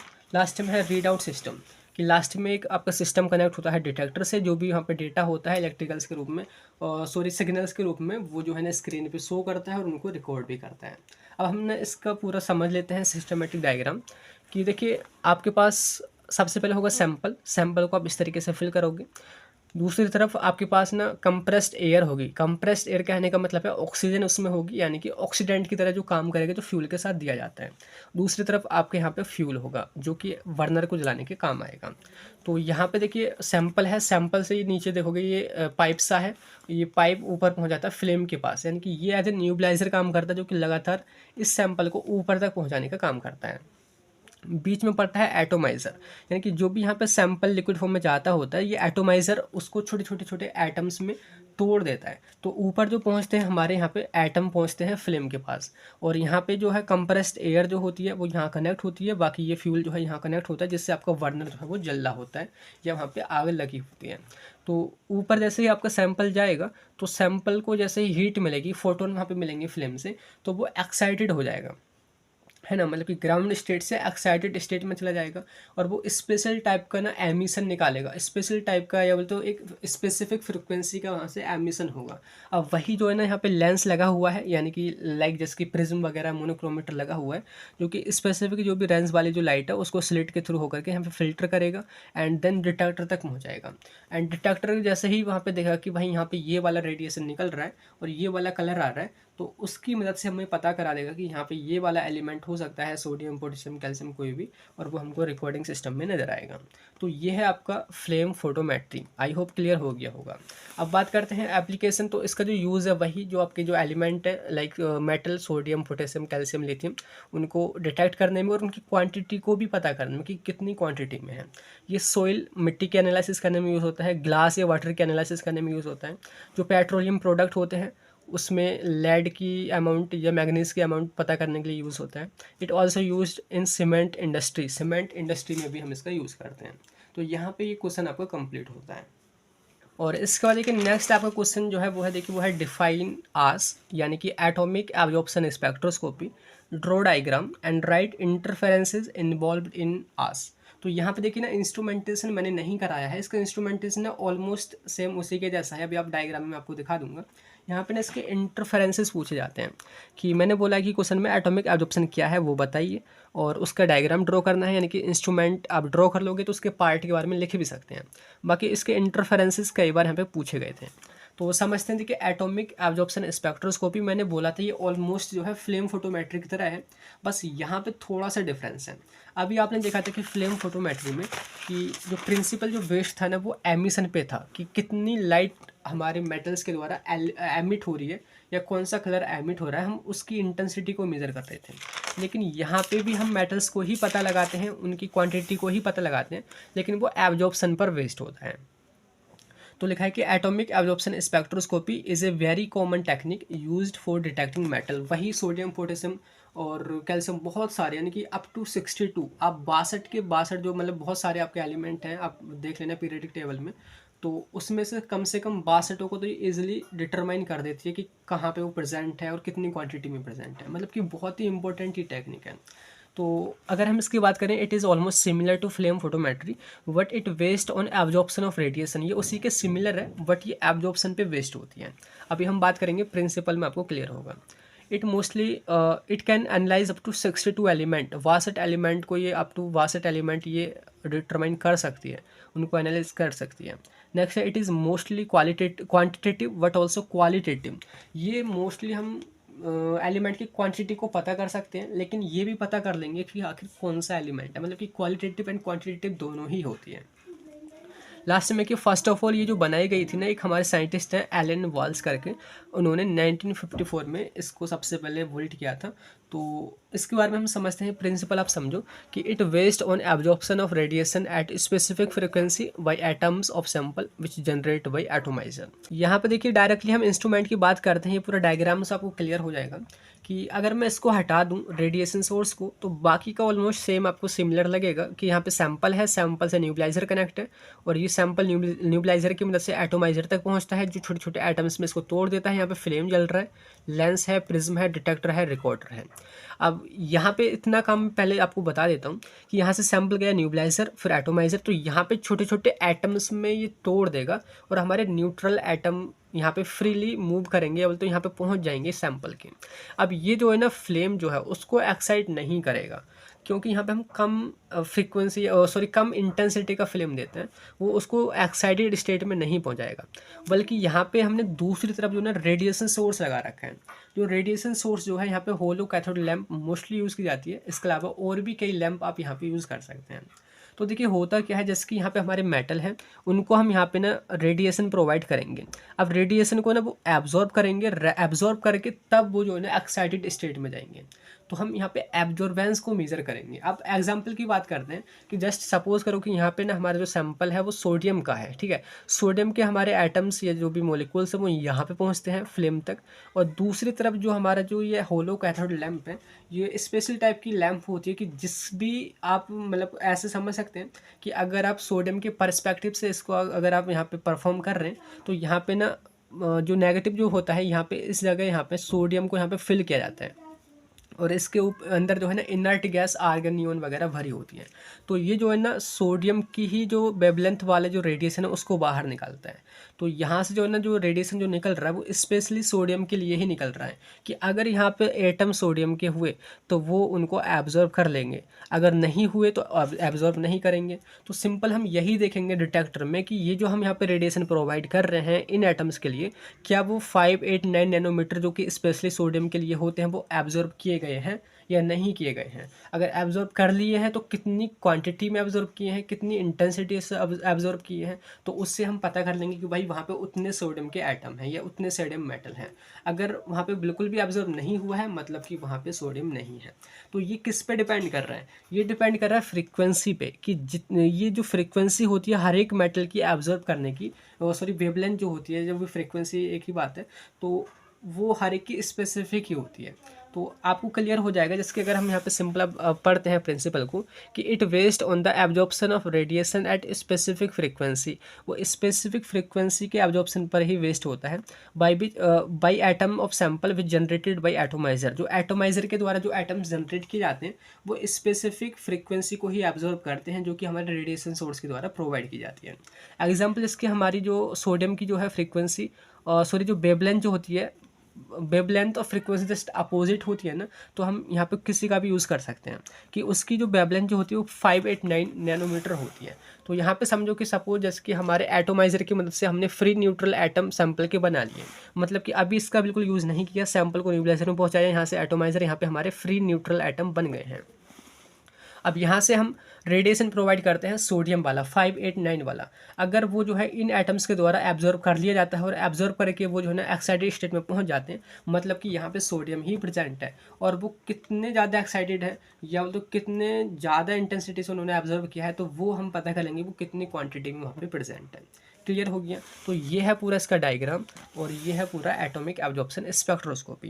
लेकिन यहाँ पे डिटेल में जो पूछा है ना, वो पूछा है इंटरफेरेंसेज, कौन कौन सी ऐसे इंटरफेरेंसेज हैं जो कि इसमें यानी कि AAS में या बोल तो एटॉमिक एब्जॉर्प्शन स्पेक्ट्रोस्कोपी में आपको मिल सकते हैं। तो यहाँ पे देखिए सिंपल वही लिखा हुआ है, इंटरफेरेंसेज इन्वॉल्व्ड इन AAS।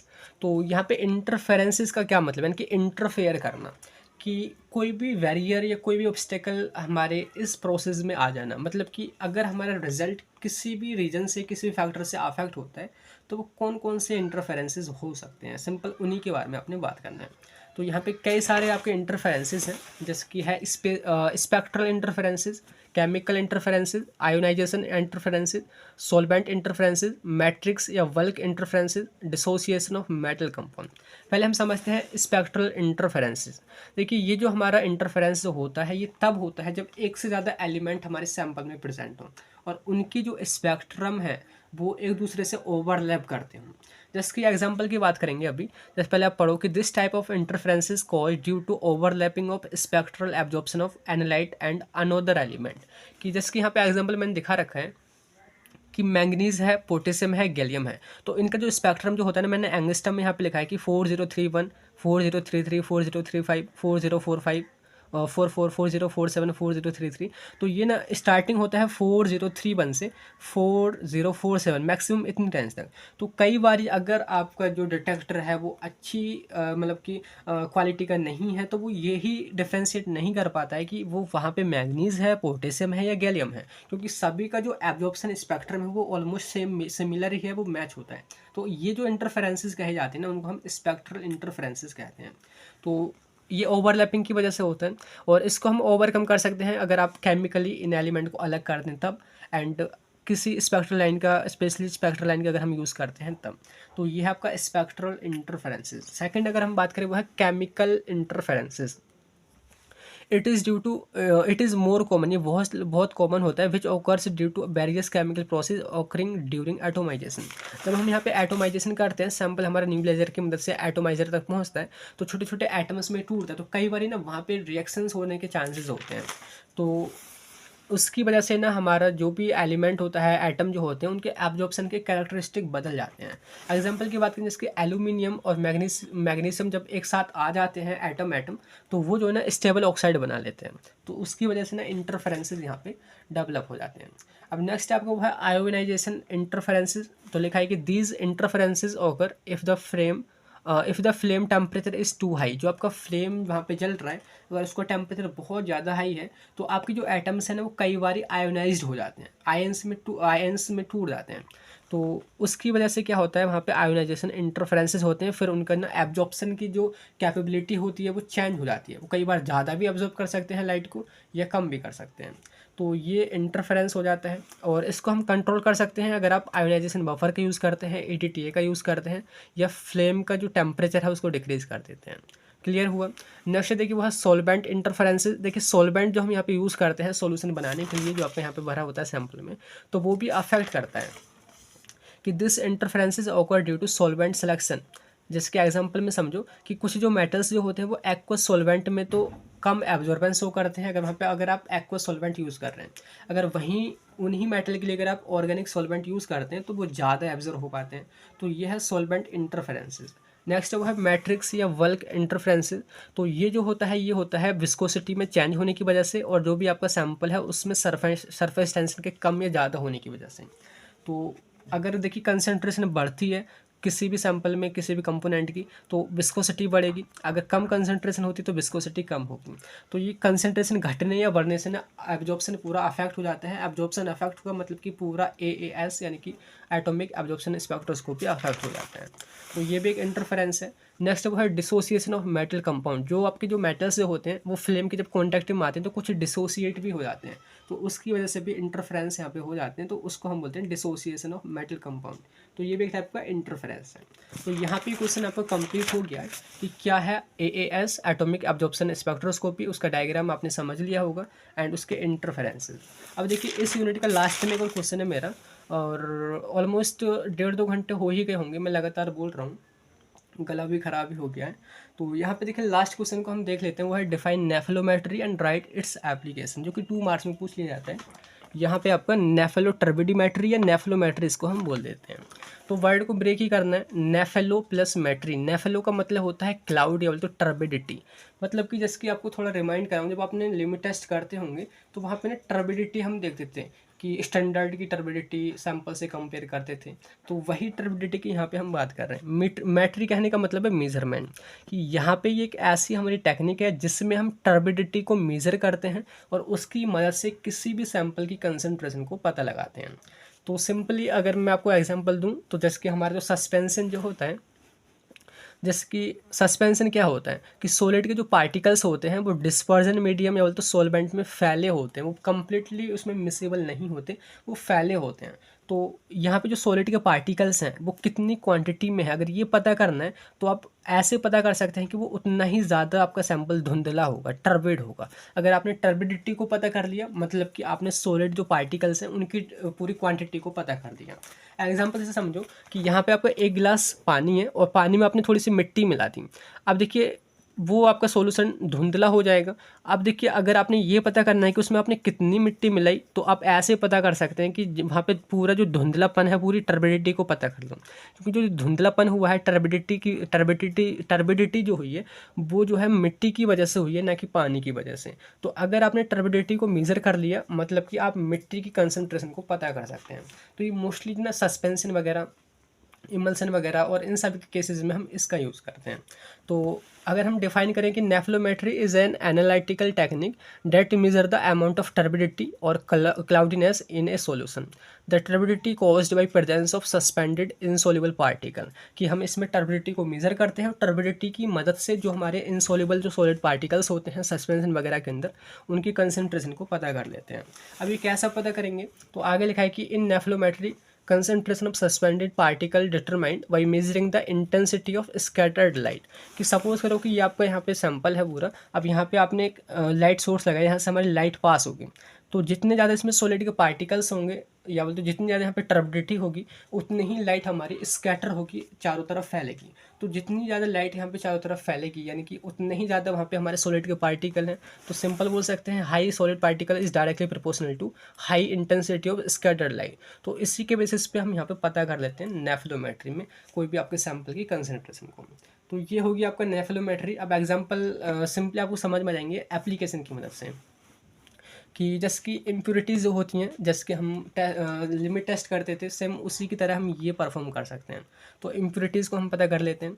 अगर आपने किसी भी आयन वगैरह को डिटरमाइन करना है वाटर वगैरह में तो उस ये पता कर सकते हैं इसी की मदद से। Determination of bacterial growth, bacteria की अगर ग्रोथ किसी सैंपल में हो रखी है तो उसको पता कर सकते हैं। एंड सस्पेंडेड जो भी मटेरियल जो होते हैं वाटर के अंदर, जैसे कि वाटर है हमारा कोई तालाब वगैरह है, नदी वगैरह, तो उसमें कितने सस्पेंडेड मटेरियल है उसकी क्वांटिटी को हम इससे एस्टिमेट कर सकते हैं। लास्ट में है कि आप एंटीजन और एंटीबॉडी को भी पता कर सकते हैं किसी भी सस्पेंशन में। तो ये जो ना फाइनली यहाँ पे हमारी यूनिट सेकंड जो है कंप्लीट होती है, जिसमें हमने स्टार्टिंग से लेके यूवी विजिबल स्पेक्ट्रोस्कोपी से लेके नेफेलोटर्बिडिमेट्री तक यहाँ पे देख लिया है। बाकी मेरा गला ख़राब ही हो गया है। अभी नेक्स्ट जो लेक्चर आएगा मतलब वो आपका यूनिट थर्ड से लेके यूनिट फिफ्थ तक यहाँ पे कंप्लीट करेंगे। तो मिलते हैं फिर नेक्स्ट उसी वीडियो में, तब तक के लिए bye bye, thank you, have a nice day.